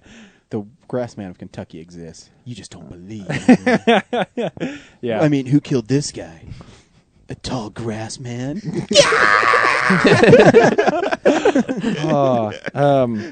Korra came out last week. I'm only going to say for 1 second. The show is still great. Looks great on Blu-ray. Book 1? Yeah, book 1. Legend of Korra, that is. And I just want to say, I think it is completely of the devil if you ever make a Blu-ray of a kid show and you put unskippable trailers at the beginning. Oh my gosh. That is, I have to watch this commercial for Teenage Mutant Ninja Turtles, like the new one, every time I put it in, pretty much. Boo-hoo. Well, I'm just saying, I think that, especially if you're making stuff for kids, let them skip your shitty ads. Like, come on. Like, No. that is such... They want those kids to get hooked and then run to their parents to buy the toys. That is bullshit advertising. No, they'll run in the mom's bed, drop kicks him. Cowabunga! Give me the turtles, Mom! Now, bitch! Also pizza. I can't, honey. They're $9 a piece. Very last thing, I got a chance to see Spring Breakers this week. No. Which is the movie by Harmony Korine, who he made Gummo and has been making... trash can one? I can't remember. Sure did. So when Matty O'Connor was on the show, he was like, "Oh yeah, it was really cool, and I really liked it." And he was on for Pain and Gain and compared this movie to Pain and Gain, and it is similar, but this movie is also fucking garbage. Yeah, Trash Humpers. Yeah, he made Trash Humpers. Because I remember Matty O was talking about it. Yeah. Spring Breakers is not good. It's just not. Is there boobs in it? Yeah, That's kinda good He then. got his girlfriend in there, and she's naked some. That's good. I like boobs. Yeah, but there's not really any story here. Like they pretend that there is. These girls go on spring break, and in order to go on spring break, they rob like a store, and then all four of them end up going on spring break, and like there's all the characters are super cliche. There's a character, I kid you not, named Faith, who's super Christian and not part of the robbery, and they bring her on spring break, and at first she's like, "Oh man, this is really great," and then as they get involved with crime in whatever beach town they're in, she's the first one that's like, I'm going back to school. This is crazy," and then that's the end of the story. Like there are no arcs. There really is no character that you're rooting for. There's nothing going on. The only good thing about this movie is James Franco, who plays Alien, who is this like rapper gangster. He's got cornrows the whole time, and he just is ridiculous. Like, he seems like he's still in a comedy, like just something off the wall crazy. And maybe the funniest scene is one where another one of the girls I think is left at this point, and so it's just the two like craziest girls and him, and they're all in his bedroom, and he's just running around, and he's like, "Look at all my shit! Look at all this shit I got!" And he's like grabbing up bottles of perfume and shit. And he's like, "You want? Oh, this is Tommy Hilfiger," and he's spraying it on himself. "Look at this shit I got!" It's like 5 minutes, and they cut back and forth from that to future stuff and past stuff. It's anyway, the movie is not good.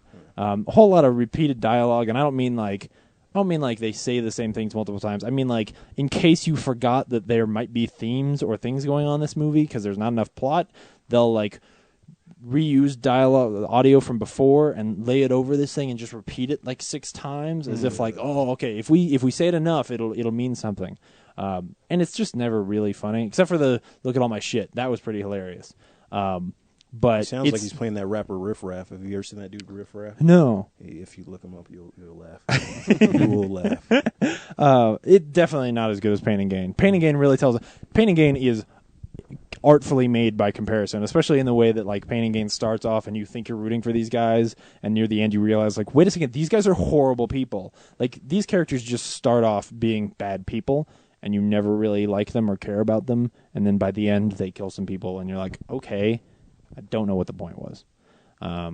So, anyway, not great. I had a feeling you were going to see that movie this week. Yeah. Well, yeah, it came out, and actually, yeah, a lot of boobs. I forgot the whole beginning, all kinds of boobs at the beginning. it's So worth if you want, pressing just watch like the first 5 minutes and then just turn it Nice. off, or have Boobs, the internet. boobs. Yeah, that's what I watched. You can watch Maniac too if you want some boobs. Nice. Oh yeah. Yeah. Do the boobs get stabbed or scalped in any way? No, they're pretty untouched. Oh, okay. Nice. Do the Well, ladies? except for the touching scene. They should change the rating system by boobs. You know. Yeah. Yeah. The boob rating. Yeah. Just have it'll be like a wiener, and the more it gets erect, the more boobs there are. And for those of you listening at home, I made my finger slowly move up like it was a dick. They were all already assuming that. I'm sure they were. The preview is just a big green screen with white text, and then like next to the PG, there's like a little silhouette of a dick. It's just at different degrees. Yeah, dude. Duh. That's the new one. This is Boob horrible. quotient. Let's pay some bills, boys. Hello, Real Nerds listeners. I'm Mac, And I'm Idiot Chillix. and we're here to tell you to visit SphrixesDomain.com. Why should you visit SphrixesDomain.com? Well, yeah, it's simple. If you like farts and cartoons and bad words and stuff, you should definitely visit SphrixesDomain.com. How do you spell that address I see? What? I don't know. Fucking S something. I don't know. I'm incontinent. I have no idea. Fine, I'll do it. S P H E Sure. Oh, R God. Oh, God. Seriously, you're gonna X. spell the whole thing out? S Oh, D. God. Just say the domain part. I don't want to be here all night. Jesus. Is it getting more of a complicated website name? Stupid assholes first. Jesus. Anyway, visit our website where you can read about all the funny adventures of 7 aliens struggling to live together in an abandoned warehouse in Denver. Well, what? That's it? What? It doesn't say anything about my crazy hijinks or antics or what? Ridiculous. Nope, that's all Spherx wrote down. Well, that doesn't sound funny at all. But you know what does sound funny?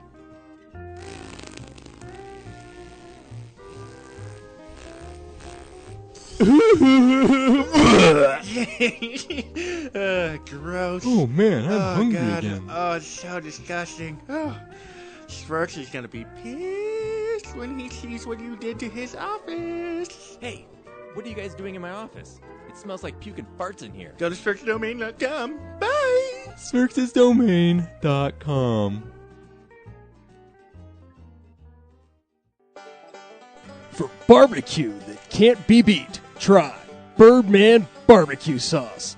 Available and original and spicy. These robust, full-flavor sauces have the awesome power to kick your taste buds in their face. And for that smoking taste on everything you eat, try new Birdman Smokin' Rub. Caution! Meat left unrubbed may suffer from flavor performance anxiety. You can pick up Birdman Barbecue at local area Ace Hardware stores, Ruff's Barbecue in Golden, and the Danny Cash Hot Shop off Broadway. You can also like us on Facebook at Birdman BBQ. My man spider sense is tingling. Hey, look, it's Man Spider.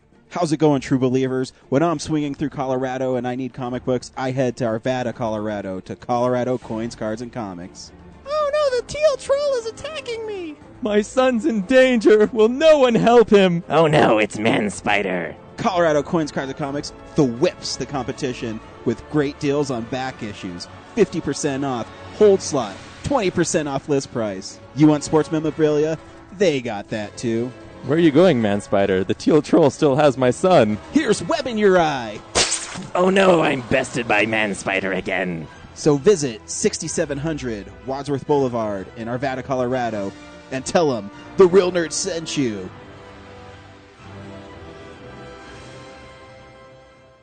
Sweet. Sweet. Box office numbers. This is the box office stats. This week is depressing. Yeah. You sad? A little. I don't like it any time that a movie flops horribly. I mean, unless it's really a piece of shit like Spring Breakers. But when it's a movie that like is just getting unwanted or undeserved hate, it's just shitty. Man of Steel? No. Actually, that's also true. Man, fuck. The internet is stupid. No, but Lone it's Ranger not flopping. So only got no, it's not. But all getting undeserved hate is what he's saying. Lone Ranger only got 29 million, came in second behind Despicable Me 2. Despicable Me 2 crushed it. 146 million over the weekend. Did you get to see Lone Ranger yet? Oh, no. I haven't seen it yet either. I gots to. Yeah, check it out. Not that exciting, huh? The box office let us down this week. Go on some movies, I mean, guys. it is. No, it's a thing that people are talking about a lot, just because of how. I mean, it's a $215 million movie, and it made $30 million in a weekend. Like, it's tough. Yeah, I mean, $30 million probably only pays Johnny Depp's paycheck. Like, that's probably it. Yeah,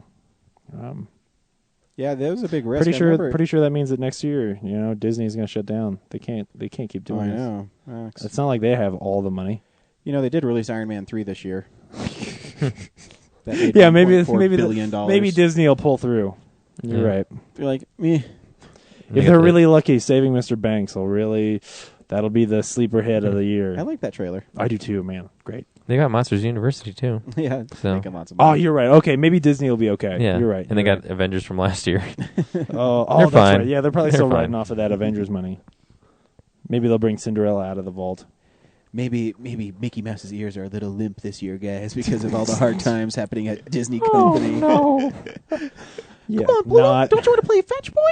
Not even. Well, no, it's probably. I don't know if you've ever seen that. It's like that Disney episode where, when they're all in the house and they don't have any food and they're like slicing the bean in half. Oh Yeah, that's Mickey and the Beanstalk. Yeah.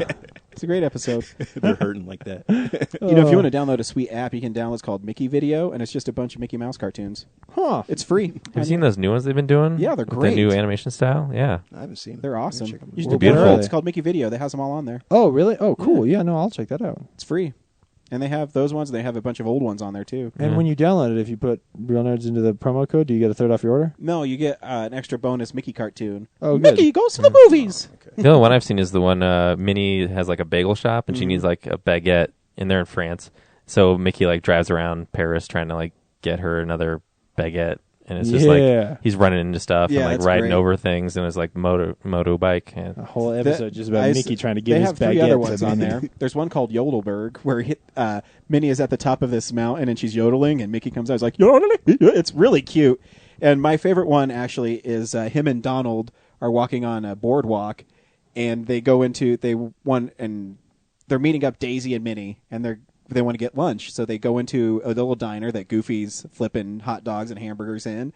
And he's like, well, gosh, you guys can't come in here. No shirt, because Mickey never wears a shirt. No shoes. Donald never has shoes. No service. So they go out there and they decide that they're going to all put each other's clothes on, and they can't figure out who. So Donald socks Mickey and takes all his clothes. And so he goes in there, and he's all like dancing and singing, and Mickey's naked. Well, and he's scared because the girls are coming down the pier, too. It's a really cute cartoon. That's awesome. And then there's another one where it's called New York Weenie, and this Mickey buys Minnie another hot dog, but the hot dog gets away and he goes through New York trying to catch it. It's pretty Yeah, cool. whole episode Mickey tries to give his hot dog to Minnie. Yeah. Hidden messages and cute Disney cartoons. But yeah, you should really check out the new Disney stuff. They're really cute. And the art style's really good. Anyways, hey, what's coming out next? Oh, there's lots of shit coming out next week. Next week is so expensive. Yeah, it's awesome. DVD releases and Blu-rays. Evil Dead. Yeah. Evil Dead. I was going to make a joke and say Bullet to the Head, #1 release next week. Sylvester Stallone's movie. But yeah, Evil Dead, which, man, now I have to pre-order something right now. Yep. Yeah. It's a great one. Also, 42, which is amazing. Yeah. Finally, I'm going to get a chance. I can't believe you haven't seen that yet. All those chances I had before don't count, but now I'll get a chance to go rent that movie. And I love that they check it kept the Blu-ray box art as the sideways him sliding. Yeah. Because the DVD one's lame. Yeah. And it's cool because What's the DVD one? He's going like, yeah, but he's also sliding. Yeah. It's a cool the part. DVD one's like holding a bat or something. It's Oh. Did you get to see All these white 42? people were staring at him. Did you get to see 42? No, I haven't seen it. it's great. Evil Dead? Evil Dead I saw. I liked Evil Dead. Yeah. Man. Even I liked Evil Dead. I know. I was worried you weren't. Yeah, no, I loved that movies. There's this weird movie called Solomon Kane coming out this week that has been floating around unreleased for years. That like people have talked about and has had good reviews, but was never getting a release. So now is finally the chance people can check that movie out. I can't even remember what it's about or why people liked it. Do you? For a while, it was free on Xbox Live. Was it? Movies you could watch for free, but Yeah. I started watching it one weekend and I just got wrapped up in other stuff. It didn't. I forgot the whole story. It just didn't. It didn't suck me in. But Yeah. I'm not saying it's not a good movie, but it just didn't. It didn't capture me. I kind of remember like it was based on a book or something. Anyway, people cared about this thing, and then it never happened. That guy's a good actor, though. I like him as an actor, though. Yeah, Proof-Roy. And then the first season of Orphan Black, that BBC show that I gave up on because it wasn't very good. Like, you're the only person. Everybody talks about how much they love that show. Um, It's like a big deal at Comic-Con and everything. yeah, I think that it's a little bit of the BBC fever, where when something is British, everybody's like, "Oh my god!" Yeah. And it's it's not actually better than American television. In this case, there's some cool stuff on BBC, but this I like isn't the one of stuff on BBC that someone doesn't say, "Oh, you got to watch this." You just watch and you like it. Because I used to watch the hell out of Red Dwarf, and I was just like, "This is just funny," I love it. them. And then somebody came to you and was like, "You got to watch Red Dwarf," and you were like, "No, fuck that." I hate Red Dwarf now. Yeah. This is bullshit. It's like when you try to tell Ryan to watch Downton Abbey. Yeah. Yeah, I'm tired of watching people drink tea and... They never even drink tea. I don't think. Well, we're going to sit down here and drink some tea right now here. Yeah, you want two lumps or just one, governor? I'm always Go around the corner. I'm always too concerned about with whether or not people are going to kiss on that show that I'm never paying attention to whether or not they're drinking tea. I don't even know what the story Let's go to is. the garden and have our tea, and maybe we can kiss out there. We'll have biscuits. Or at least- Those are really cookies, but we call them biscuits because We we're could- English. We could just stare at each other and then think about maybe kissing each other. If you want a fig Newton, they're really good. Are you my brother or my cousin? Jaffa cakes. They eat Jaffa cakes. Oh, yeah. Do you remember the there's an old Saturday Night Live commercial where Mike Myers was Headley and Weiss toothpaste, the British toothpaste, which was 99% pure cane sugar. And then you'll have teeth just like us. And, British people have fucked up teeth. Yeah. It's funny. Yeah. Headley and Weiss. I can't believe I remember that shit. It's like 1990. I'm old as shit. Like, if you saw how old shit was and saw me, about the same age.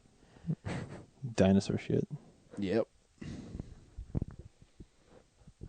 Is there a cell phone in it? In the shit? Dinosaur shit. No, there's a cell phone in the dinosaur. Oh, That's from Jurassic Park 3. Joe Johnson, why did you make that happen? Is that all the movies? Yeah, that's everything. Cool. Thanks. The The digital, digital bits. We appreciate it. We're picking up that noise you're making, by the way, Yeah. James. Oh, yeah? Yeah. Oh, sorry. Why don't you just get to the real news and quit making fucking noises? Sound like a Ouija board at first. I was rubbing the real news, that's why. It's real news.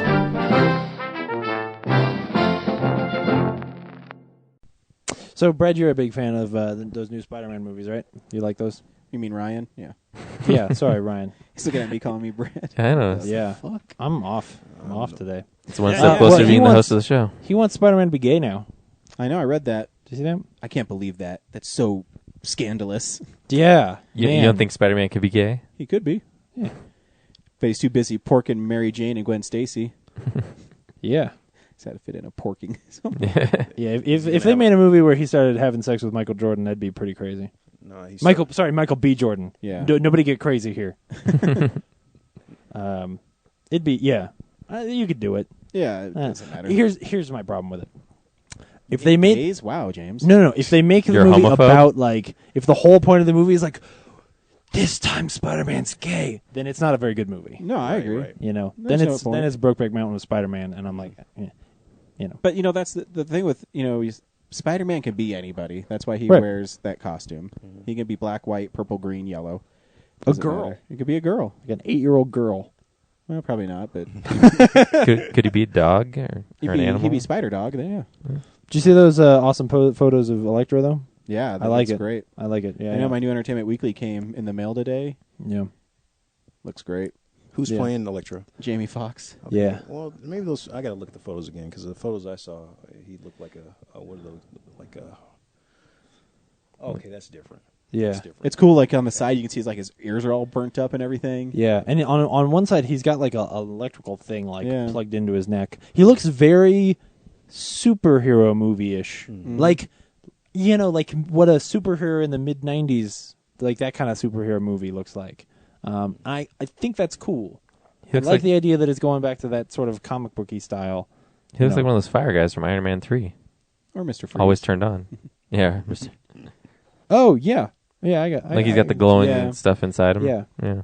I think His eyes are kinda I cool, always though, thought 'cause- Electro look cool on the big screen. Yeah. I mean, he has cool powers and stuff. And his eyes are cool because like his the whites of his eyes are blacked out, so it almost looks like his eyes are just little floating glowy circles. Yeah, it's a dope design. Hold on, somebody's coming down the stairs. I think somebody Nope. might be here to tell us that we should be more quiet. Nope. Not gonna happen. So, oh shoot, nope, everything is getting screwed up. Did you guys? Nobody watched Sharknado, right? No, it's like huge though. Yeah. No, it's just I've just been seeing a lot about it online, and most of it's just because it's just ridiculous. But Yeah. I like those movies. I mean, to laugh at. I mean, it's just I'm just wondering, if they, I still, even though it sounds cheesy, I still want them to do certain things where it makes the movie interesting. Yeah. So Yeah. Like How have long somebody. could a shark survive out of water in Yeah. a tornado? well, I think the Tornado's full of water. It's a yeah, it's the a it's a tornado's water full of spurt. water, so that's what's Water spout. supporting the. That's a sharks. typhoon, right? Yeah, I guess it should be. it's a Sharknado, shark guys. food. Shark food. Shark food, not as Copyright interesting. Real Nerds Podcast. We're making it. Shark food. The funny thing And about this shark, is Sharknami, that I think a lot of people don't realize Sharkquake. The Shark Trilogy. this is an asylum movie, and it just blew up. Like it like Sci-Fi is going to be playing this movie every day for 2 weeks now because this is the most attention Sci-Fi has gotten in years, like since Battlestar was over. I'm pretty sure isn't like the poster it says Sharknado. Nuff said. Yeah, no, it does. It does say. It says enough said. Yeah, it does. Oh, it doesn't say Nuff said because that's No, probably it says- copyrighted by good old Stan Lee. You're right. It's. I think it's crazy that if this movie makes like legit money, if the Asylum is making movies that 5 years from now get real releases and people pay attention to, I don't want to live in that world. Dude, it's coming. Transmorphers 3. And then here's the thing. I want to watch the shit out of this. I do. But I also don't want it to get popular or ever make money. Like, I want it to still exist in that weird Radio Shack world where you don't know how it's still there or how it keeps existing, but it's always there. Like, I don't understand how these movies make money. Even I mean, in this case, they're making advertising dollars because everyone was watching Sharknado this week. But still, it's just fucking weird. This whole thing is bizarre. Funny, we didn't mention that Russell took pictures of the shit we sent him, and you sent him Transmorphers, like Rise of Man or Fall of Man. He's pretty much like, what do I do with this? Yeah, that's what he said. He's like, thanks, real nerds, I guess. Did the picture have the card in it? Because I wrote Yeah. where it just says "Congratulations!" ! Question mark. Yeah. And I didn't know, he got a signed poster too, and I said, hey, thanks, DC, you're one of our first listeners, and James put, thanks for sticking with us, Brad, but James is sensitive about his dick. Yeah. Because on like a whole bunch of early episodes, Yeah, it's James really always funny. complained that Well, yeah, Russell was making fun the of his first dick. time that Russell wrote in, he was like talking about our dicks being small. And I was like, this is bullshit. When I wanted people writing into the show, I wanted... I'll pull out my fucking dick right now on Instagram.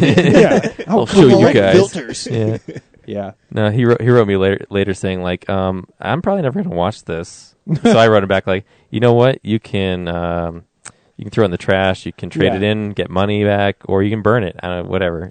Trading in it'll be hard since it now has a quote from the Real Nerds podcast on it. Real where shit show. written on there it says, this is a real shit show. Was it not shrink wrapped? Oh no, it's my copy. Oh, That's so what I did. I It's sent right out on the my plastic. copies. Yeah. So like Yeah. Cora got Two-Headed Shark Attack. Mick got Pinata Survival Island. I forget who got Did you buy that movie twice? Pinata Survival Island? Yeah. No. I probably will buy it again. Wait, what's that movie? Pinata Survival Island is about a gang of teenagers in college, or a gang of college students who are all in frats. They boat out to this island where there are a plethora of undergarments all through the trees. And they run across the island trying to gather up the undergarments out of the trees. Now, meanwhile, they find a giant clay piñata. They call it a piñata, but it's a giant clay statue. And somebody hits it with a rock. And then it comes to life because it's actually a demon. It's possessed with all of the tears of a village from back in the day. All the tears of piñatas are broken across Mexico. Yeah, like back in volcano times, like all of this village put all their sorrow into the thing, and then it goes around and it hangs. It hangs in the trees, and then it jumps down and hits people with a bludgeon, and sometimes it just lassos them with a really shitty looking vine and hangs them in the tree. And then at the end they blow it up. Yeah, it's a great movie. It's got some people that you know from Buffy and that show about Earl. My name is Earl. Anyway, very last piece of news, and none of you guys are going to give a fucking shit about this, but I have to talk about it because this is my outlet. This was again a sad week. Now we're talking about more people dying, but Ryan Davis died this week, which is only important to me because he was one of the hosts of the Giant Bombcast. That's why I brought it up before. Only 34, and he got married less than a week before he died. Don't know what he died of yet. They haven't released that part. But the reason I bring it up is that when we started this show, Ryan Davis was the guy I wanted to be. Like, he was totally my inspiration for how I wanted our show to build a community and be entertaining and both be, a fun thing to listen to, but also just be the kind of thing where people listen because they get to know us and they like us and we all sort of become friends through it. All of the guys on that show, but Ryan Davis especially, feel to me like friends that if I hung out with them, I am their friend and I understand all of their inside jokes and they wouldn't know who the hell I am. But it still, man, it has stuck with me all week and just been a really bizarre thing.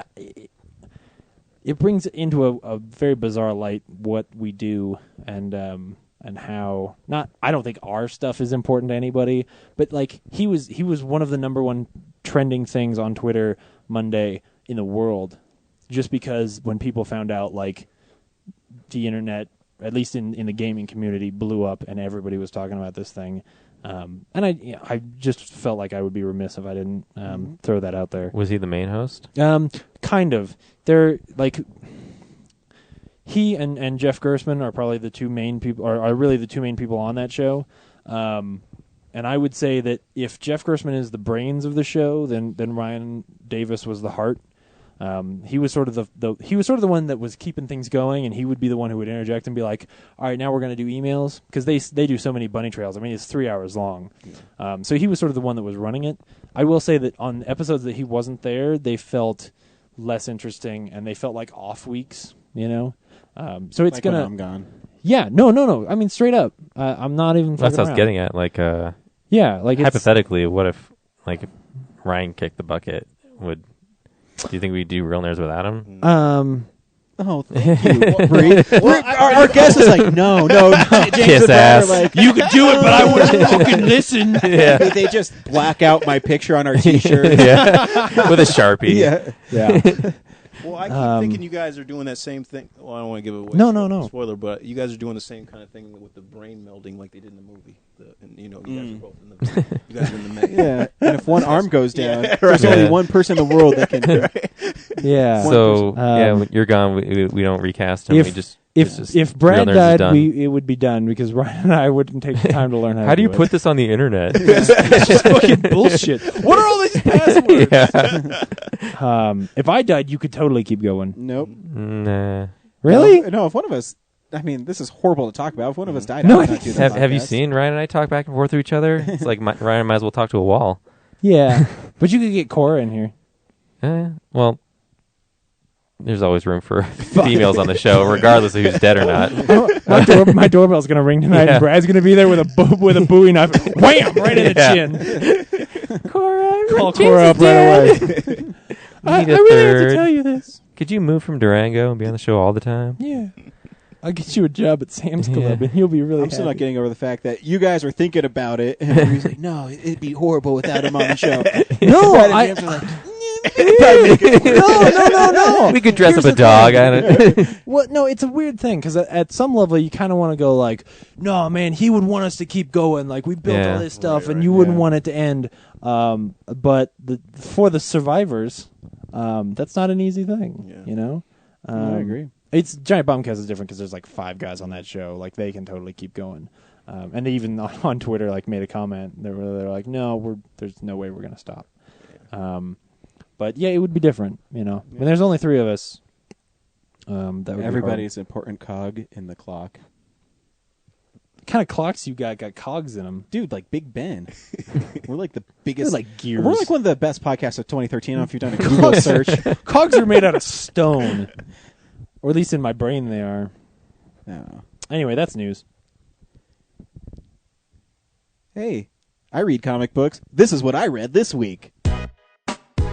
What's up, nerds? It's the Comics Corner. Dun dun dun dun. Actually, I'm having lots of fun. I don't know if you guys know this about me, but I'm a Mega Man fan. What? Right? And they have a cute little comic on Archie. It's a little Mega Man comic, and it's geared toward kids, but it's still kind of cute. And he fights, like Cutsman and Woodsman from all the early Mega Mans. But now he reprogrammed all the evil robots to be his allies to take down bigger threats. But right now they're doing, it's called... Like racism or world hunger? Yes, exactly. So they take a boat to Africa, and they, instead of shooting, lasers out of his mega blaster, it's pies, so they can eat them. This guy. But no, so Archie also owns Sonic the Hedgehog in the comic books, and right now they're doing this really fun crossover called Worlds Collide, and it's Mega Man and Sonic are teaming up to beat Robotnik and Dr. Wily. And so they're all throwing out all their crazy creations, and they're making robots together. And as a kid who grew up in that era, it's really cool. And like all the covers, Colorado Coins, Cards, and Comics in Arvada is really cool. Andrew gives me all the 8-bit variants. So they all have like video game Nintendo box art for the Mega Man ones. I get the Mega Man covers because I'm a Mega Man fan, but the Sonic ones have Sega Genesis style I was covers. gonna say, yeah. That's awesome. And so it's really fun, and it's a really fun little story. I mean, the Mega Man stories aren't deep, but if you had like those kind of goofy stories, I mean, I'm really enjoying them. I have it's on I'm up to part 9, and there's 12 parts, and it's still pretty fun. It's really lightweight. Every week they fight some new robot. It's fun. I love the Mega Man games, but I've never beat any of them. No, Never. They're hard. they're hard. Yeah. It's all about jumps and timing. And Yeah, there's a trophy on Mega Man 10 to beat the game without getting hit. How the fuck do you do that? Yeah, dang. But there's somebody out there that can do it, but it's not me. No, I've beaten every Mega Man. I couldn't do it. Yeah. Not a chance in hell. I always wondered, like, the people who make the games, they have to be the best players at that game, right? Because they got to test every aspect of it. But I mean, can you imagine like building the game just like, fuck, I died again. Yeah. Shit.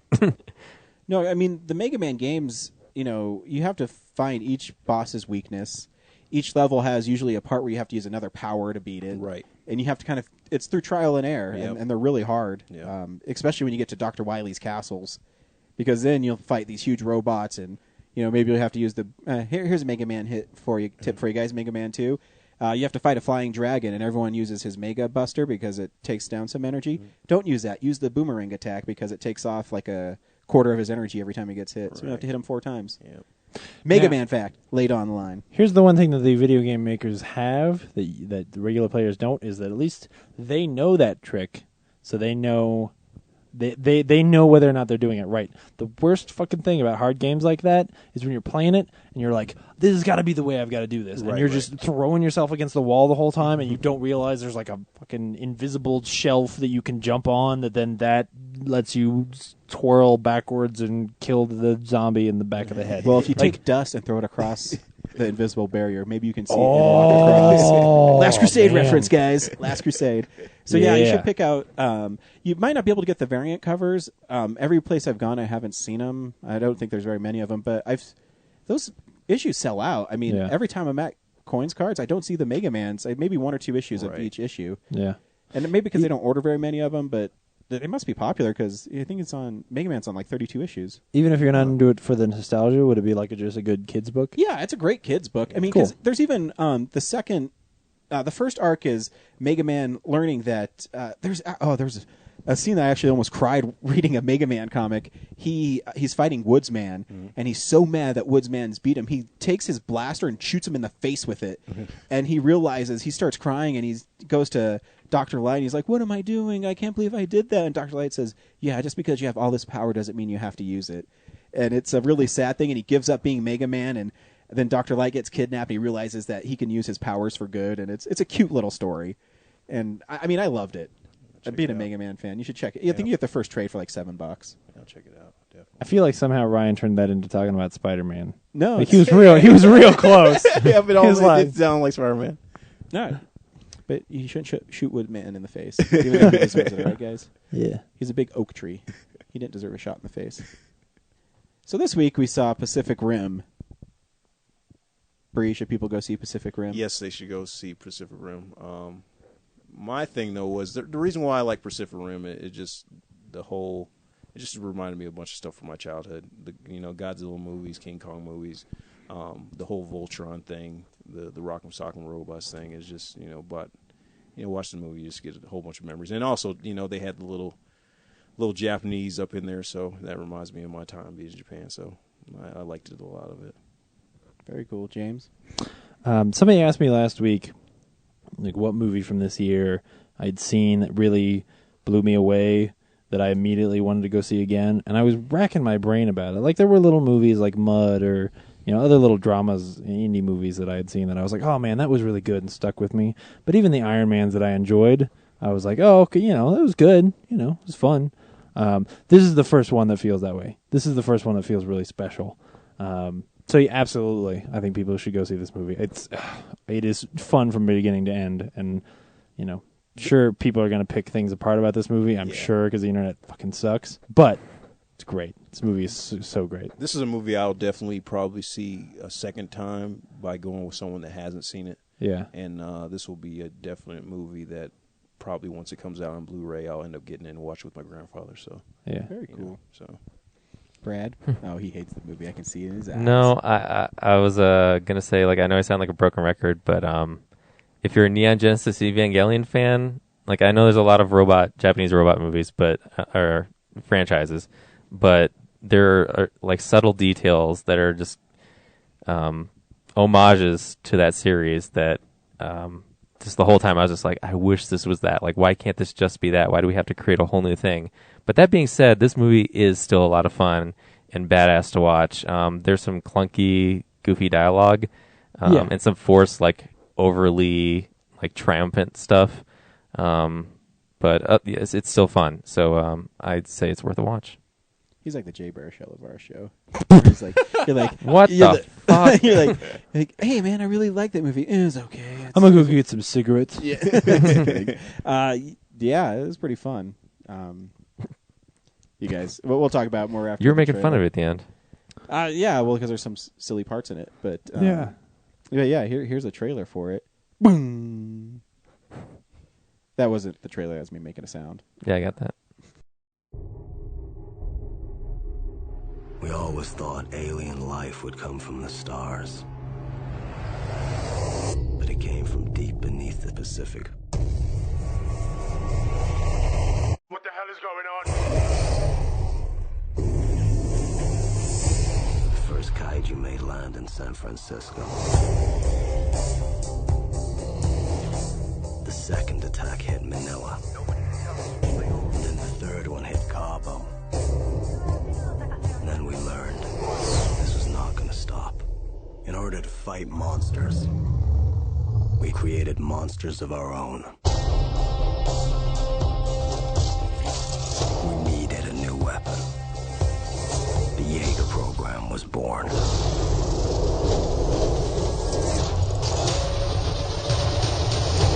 Two pilots, our minds, our memories, connected.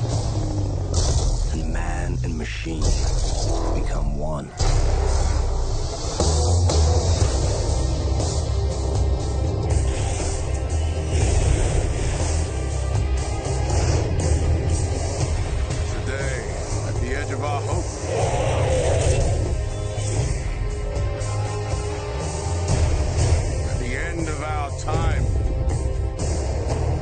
chosen to believe in each other. Today we face the monsters that are at our door.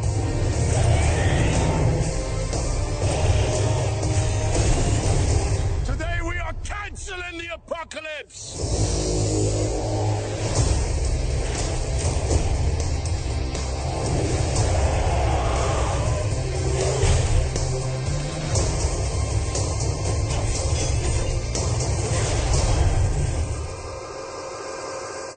It is pretty cool.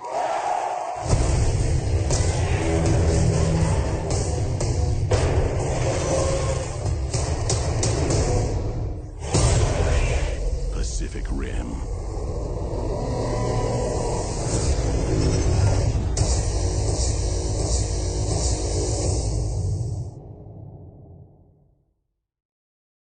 Is there even anything really to spoil? I don't think so. They fight monsters.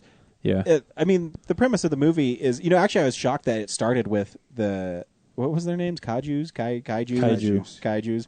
Like, it started with them, coming out immediately and how we beat them and that they evolved. And that was a really cool little I think a stroke of genius, because I think most of the time when you make a movie like this, it's Independence Day where all of a sudden everybody attacks. How are we going to beat them? We somehow magically come up with some idea of like, oh, we could do this. But this whole premise that like we've been doing this for 10 years at this point, and we've lost the war for a while, we've won the war for a while, and this is where we are. It allows them to sort of sneak in at the end this idea that like, wait a second, we're about to really lose the war, and this really is crunch time, and you don't even. It takes you a minute to realize, like, oh, this is exactly like all those other movies, but they hit it really well. And it had a political message, too. I'm pretty sure that wall they're building is, the border fence. What the border fence? Are you saying the Mexicans are giant monsters? No, I'm saying Guillermo del Toro is, and that was his underlining message in the movie, that no matter how strong your defenses are, you're not going to keep them out. Right. I think you're reading a little bit too much into it. Because what you're really saw saying that, is... I've been thinking about that joke for 3.5 hours now. What you're really saying is what we needed to build is giant robots so we can just beat up the Mexicans. That's what you're saying. No, I did not say that. If we could blow up the land that attaches our country to their country, see James, we'd your really mom thinks be... I'm crass, but like you go and go. I never said that. I'm just taking your metaphor to the logical conclusion. That's all. It just seems so stupid that they're building that wall. Oh, that wall was the dumbest because they're thing. like ripping apart buildings. I don't think a wall would stop them. There were a lot of bricks in that wall. It's like building a wall to stop zombies. The whole wall thing. They didn't go into. You saw a dude welding metal. It wasn't like there was a force field or anything that was yeah. It's literally like these steel. giant monsters that could spit acid and all that stuff. So yeah. Kinda... Especially in a world where like they can build these giant robots that have like giant phaser things on their arms, and you're like, wait, is it really a wall? You couldn't just build like, how about a satellite with a giant laser thing on it? But one thing that they did touch on, kind of, which I wish they would have expanded on more, was that I think a lot of people wanted to see more mechs, and they did kind of separate it between the nationalities. Like the Russians had this, and yeah. I think if they would have, if they did even another movie or whatever, it'll be great to see more mechs and different like even going back how kind of they go backward, like Guilds of War, showing the stuff different war periods, and when they had this war went down and all this stuff. Yeah, I mean the movie sets itself up for a prequel and a sequel. Yeah, for sure. I mean the movie overall is. I mean there is set pieces and like effects in that movie that just blow my mind. I mean it's when that big monkey jumps out of the water and like leaps through the air and then grabs the Russian Jaeger like by the neck. Oh man, that I want to watch that shot all day. I love the shot where the one Gaiju spreads his wings and flies in the atmosphere carrying Gypsy Danger, and then Gypsy Danger rips out the sword and just like cuts in half and falls from the sky, and it's got that big wide shot with the sun behind it. It's man, badass. Just gorgeous. So cool. And I understand why people adopt little Asian kids, because that little girl in that movie was adorable. Oh yeah. I wanted to save her. Yeah. Don't stop crying. And that whole scene is so badass. Yeah. Because like you could almost argue that, because it's her memory, that she is remembering it a little bit wrong, and so that's why this giant monster is after her, which in real life it probably wasn't, but for her that's how it feels. So when she remembers it, it's like there's nobody else there, she's completely alone, and it's just trampling through the whole city just to kill her, and that's so cool. Yeah, it's definitely a metaphor too, because Idris Elba's character, we know when he comes out all heroically and he's standing on top. And by the way, if I ever have, I need to rally somebody, I'm going to hire that guy. I'm like, dude, do a speech for me now. Yeah, man. It's better than Independence Day speech. That's the second good movie. Same guy. He was in Prometheus. So I know he's getting some good geek cred here. Yeah, he's really good in futuristic space outfits. And he dies both times going down with the ship. Yeah. Oh man, that's true. Now it's spoilers. Yeah. But yeah, I had so much fun.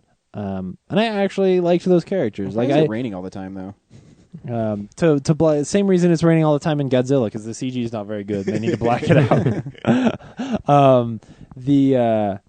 It's funny because my mom's big fear was that it was going to be all action and not a lot of fun. And I actually think there's a lot of just character stuff and trying to get you into this world and get you to like these people. Yeah. And I don't think it's very deep, but there's some fun character things. No. It's a lot of it is very much like the two scientists are such awesome. caricatures. Yeah, Charlie Day kind of steals the show on that one. Of course, Ron Perlman. Yeah. Who people cheered for. I know. I can't believe people cheered for him. They were like, Ron Perlman was a cheer-worthy guy. Yeah, he's a bit of a cult actor. So. Yeah, I guess too, because it's a Guillermo del Toro movie that they expect him. I think it's his 5th or 6th movie with him, isn't it? Yeah, he's been there since early '90s with Kronos and stuff. Yeah, Hellboy. That's right. I haven't got a chance to watch Kronos yet. I had the DVD for a little bit, but I didn't watch it. But yeah, Del Toro's a great director too. He does some shots. There's that one shot, the little Miko, Chico, what was her name? Mako. Yeah, Mako. Well, there's a tracking shot. It was really tight on her, and then it went behind a rock, and it was really far behind, and just like a sweep. Is really a great shot. Mm-hmm. Just really clever. I will say, for the most part, I voiced some concerns earlier that they were showing us so many of the monsters that I wasn't going to get that really satisfying, that's a badass looking creature thing that I expect from Guillermo del Toro. And he is not. This is not the top of his game as far as creating monsters that I am inspired by and just want to stare at all day. I thought a lot of them looked the same. Yeah, they've got a lot of similarities to them, and they're all clearly influenced by different actual animals. But yeah, a lot of similarities between what parts they tack on and things like that. And all because they're so CG, none of them are going to look like the Angel of Death in Hellboy 2 or the creepy thin man from Pan's Labyrinth. But the thing about the monsters in there is that I always, watching the whole movie, to me, even though they were mechs, you always felt like the mechs were more vulnerable than the monsters. Yeah. Because, every time when you'd see them get hit, you'd see everyone rocking around and inside and sparks flying. And, the monsters, it was just... One of the monsters, all he did was, just reach over, rip off the one mech's head. Yo, yeah. He was out. Yeah. Oh, man, yeah, when the Japanese one gets killed. Well, yeah, and basically out of nowhere, the tail just comes up and goes, whoop, crushes the head and rips it off. And you're like, oh. Yeah. And it's all built up they fight with 3 people in the plug room. So you're like, oh, they're going to have this, they're probably faster and, they got extra arms, so that's going to be cool. Nope. Head ripped off, right. Oh. Yeah. It's like when Homer Simpson's the Yakuza descends on his lawn. He's like, oh, what the little guy's going to do something. And then Homer get inside and they close the door and all of a sudden you hear in the background Whatcha! Oh. That's what's, the cool thing about this movie though too is you saw the evolution of those monsters though too from, the first one was kind of slow and destructing. And then as they adapted to our, Jaegers, they started getting a little stronger and a little quicker and understood what they were doing, new tricks, and it's pretty fun. But also the progression of the character, the characters, rather than you're seeing the movie, you're thinking, okay, it's just going to be people jumping in suits. At least, it showed, they had to have some training. They had to, their one mind couldn't control the machine at first. I mean, it went a lot further than just people jumping in metal suits Yeah. and Yeah. swinging, fighting and stuff. I'm sure that Brad's going to tell me that this is in every Japanese thing ever made. But yeah, the whole like melding two brains thing and how that affects the like the relationships between these people is really a cool thing. It was something interesting that I think added a little bit more depth to it than just Will Smith and Jeff Goldblum are going to get in this ship and make jokes together until they kill the bad guys. Like there was a bit more weight to it, especially in that reveal near the end where you find out that these two guys that have been arguing the whole time are actually father and son. I thought they were gay because they weren't that different in age. So that whole scene's going on, and I didn't realize, I didn't know where they were going with it, but they were so intimate, and I was like, are they gonna Are they spending a lot of time to reveal that these guys are gay, like to make a big deal out of it? And then they were father and son, and then I felt awkward. I think they mentioned it earlier in the. Really? Yeah. Oh, well, see, I missed it. So I thought it was a big. I thought it was a big. You knew that, Brad? Yeah, because he's like, Yeah. He said something about his son needs a punch in the top, kick in the ass or Yeah. a hug or or a hug, and he says, Oh, I think you know which one. See, I didn't. hear- I remember that line, James but I is such didn't. a big homophobe that he's worried about No, it no, coming no. up. He's like, oh no, here it comes. Been wondering this whole movie. I've boycotted Will and Grace long enough. I don't need it in my Pacific Rim jobs. And No. that's all online. Pacific Rim job joke. Oh, really? Yeah, if you look it up, it's on there. Oh, the name no, of I'm this okay. I do like too when That's movies. so weird. I can't believe that I missed that. I know start for like 30 minutes and then they go to like the late title card. the title Yeah. cards. Yeah. I love when they do that. Yeah. I know when that little digital thing started opening, I was like, oh really? Yeah, we didn't see the title card, did we? Yeah. He's still Yeah. gonna do it. It's been like 20 minutes. Yeah, and then they spent 20 minutes doing the title card because it was that long. Yeah, I mean, I love that stuff. I love the remake of Friday the 13th. I don't think comes to like 35 minutes into the movie. Really? Yeah, because it's a whole prologue before, and that one had it too. It's basically the same thing. It's pretty awesome. Alias did that really well. Yeah, Alias. Oh I man, love Alias. we're like 40 minutes into an episode. It'd be like Alias, and you're like, oh shit. I'm watching Alias. Yeah, man. But I'm liking a lot of newer movies like Pacific Rim because they're not watering it down by trying to explain everything. Most of these movies I've seen lately, they've cut straight to the action. Superman, they went straight to the action. All these newer movies, at least they're doing that. And I say let the fans dig deeper in the story and I think you're right, Brett. I think backstory. movies now have stopped, well, for the most part, dumbing things down. Yeah. It's like these are two. There's a robot. There's a monster. You're gonna fight. You can, Yeah. you don't need to And dig more deep. if you want to pick this shit apart, by all means, Yeah. there's a place for that. But it's not a very fun place. It's a very sad, depressing place that I spend way too much time just yelling at people like you guys are fucking assholes. Because I mean there were things in this movie where like the little line of dialogue where because the one ship. Or the one Jaeger gets turned off because the guy's got like an EMP thing in it, right? And then there's this little like exposition scene where they're like, "Well, that one's digital," and then but ours is analog. And I was like, "What the fuck are you talking about?" Right. And then there were monsters fighting robots again. And I was like, "Oh yeah, that shit doesn't matter." Which I just realized he's the MP and it like shorts out all the electronics right. at Command Center, and you see the city go dark, but all of a sudden the next fight scene is like neon Tokyo. Yeah. All the lights are on. Yeah. Well, maybe they threw the EMP switch. wave And, went Yeah. a different way. yeah. Whoever's at the reactor, they threw the big switch thing and turned it all back on. and- You're such a fanboy too, because there's a part where he says, "Wait a minute, we need to check its pulse," and then they just shoot it like a hole in its chest. That was good. Like, That was a good scene. that's satisfying. such as a fanboy. such a good build up too, because Yeah. like they stop, like we've been doing all this action and they stop and have this little dialogue and they're totally playing it straight, and then they turn back and bam, and you're like, that was good. That was And then really it came good. back to Hana because those last 3 shots they could have used from, the winged Oh yeah, monster yeah. from Take Him Into the Sky. But right. then you wouldn't get the sword and a half. Yeah, it would be as cool. Sword and a half was way too cool. Or the one that charged at him at the ocean, they held up the sword and just sliced Oh it in yeah, half. that was Yeah. sweet. Oh, Oh, and I yeah. loved how when they like detonated the bomb, like all the water was pushed aside. Yeah. and then it came back. yeah. It was really well done. And you didn't cut to like a wide shot. Like in most like disaster movies, you'll see like a big like far away shot to like Right. get all the action. And he just stays on that close up of just the Jaeger. It's great. Yeah. So you really just feel like Well, you're 'cause if you- enclosed in there the whole time. If you go wide, what you the joke would just be like you'd cut out and you'd see the surface of the water and it would just kind of go whoosh and raise a little bit. You know, Little mushroom. cloud. totally just cut all the That'd tension. actually be funny. cut all the tension and just have like the surface of the water and it's just like somebody dropped some seeds into the Yeah, water. they got the surface like little mushroom clouds like beep. Another Yeah. thing that I liked about the movie is the fight scenes, the different places that they fought. I mean, it just, at least it wasn't all in the city.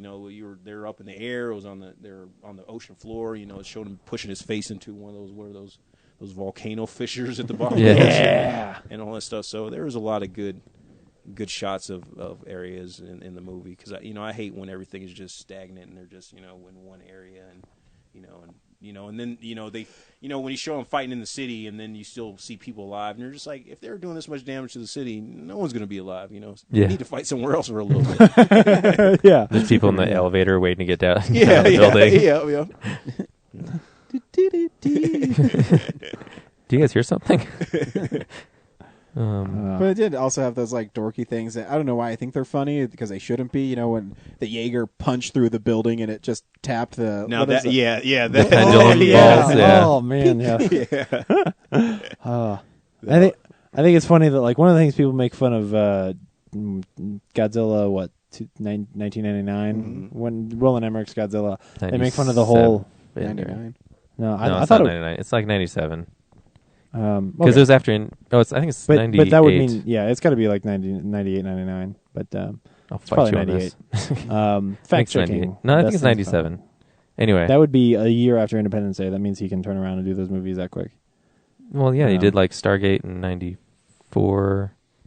Yeah, Independence Day 96. So it's probably 98. You also did White okay, House Down. okay, all right. Anyway, see now I can't even remember what I was saying. Oh, people make fun of the fact that movie's got like baby aliens or baby Godzillas in it, and then this movie has baby Godzillas in it, and I was pretty excited about that.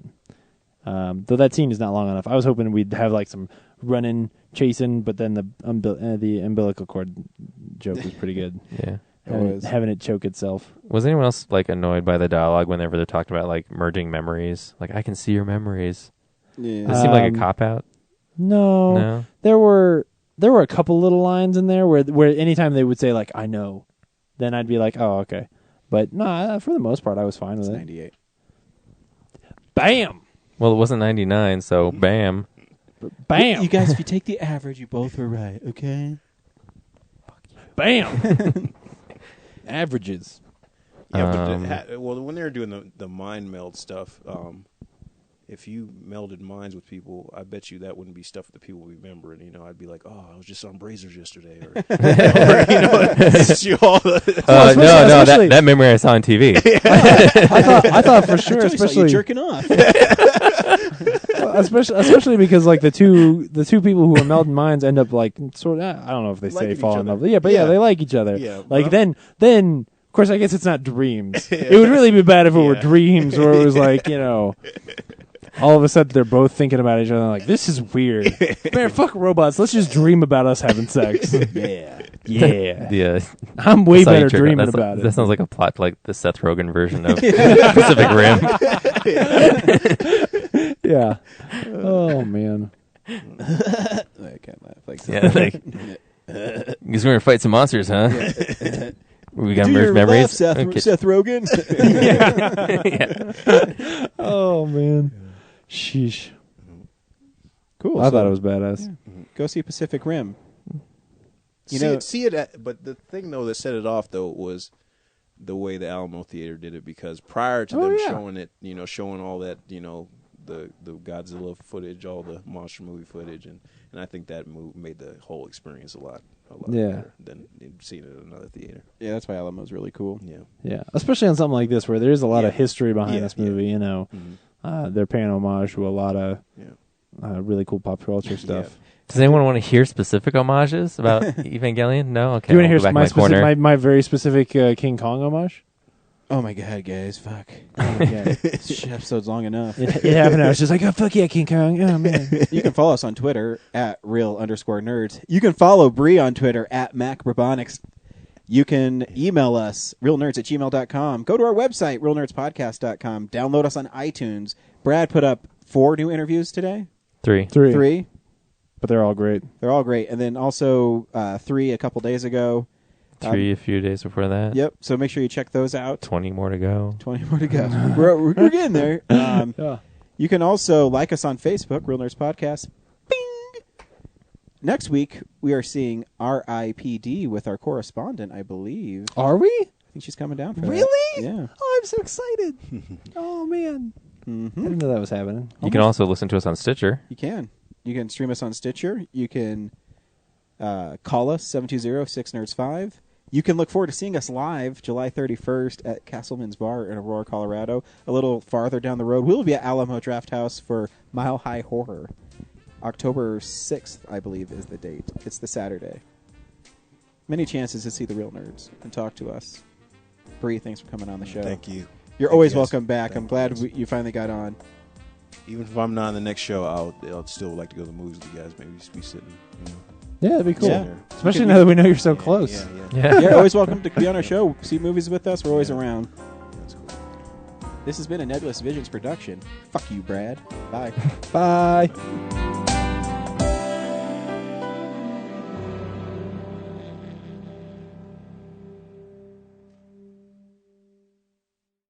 Am I good? Nope. Fuck.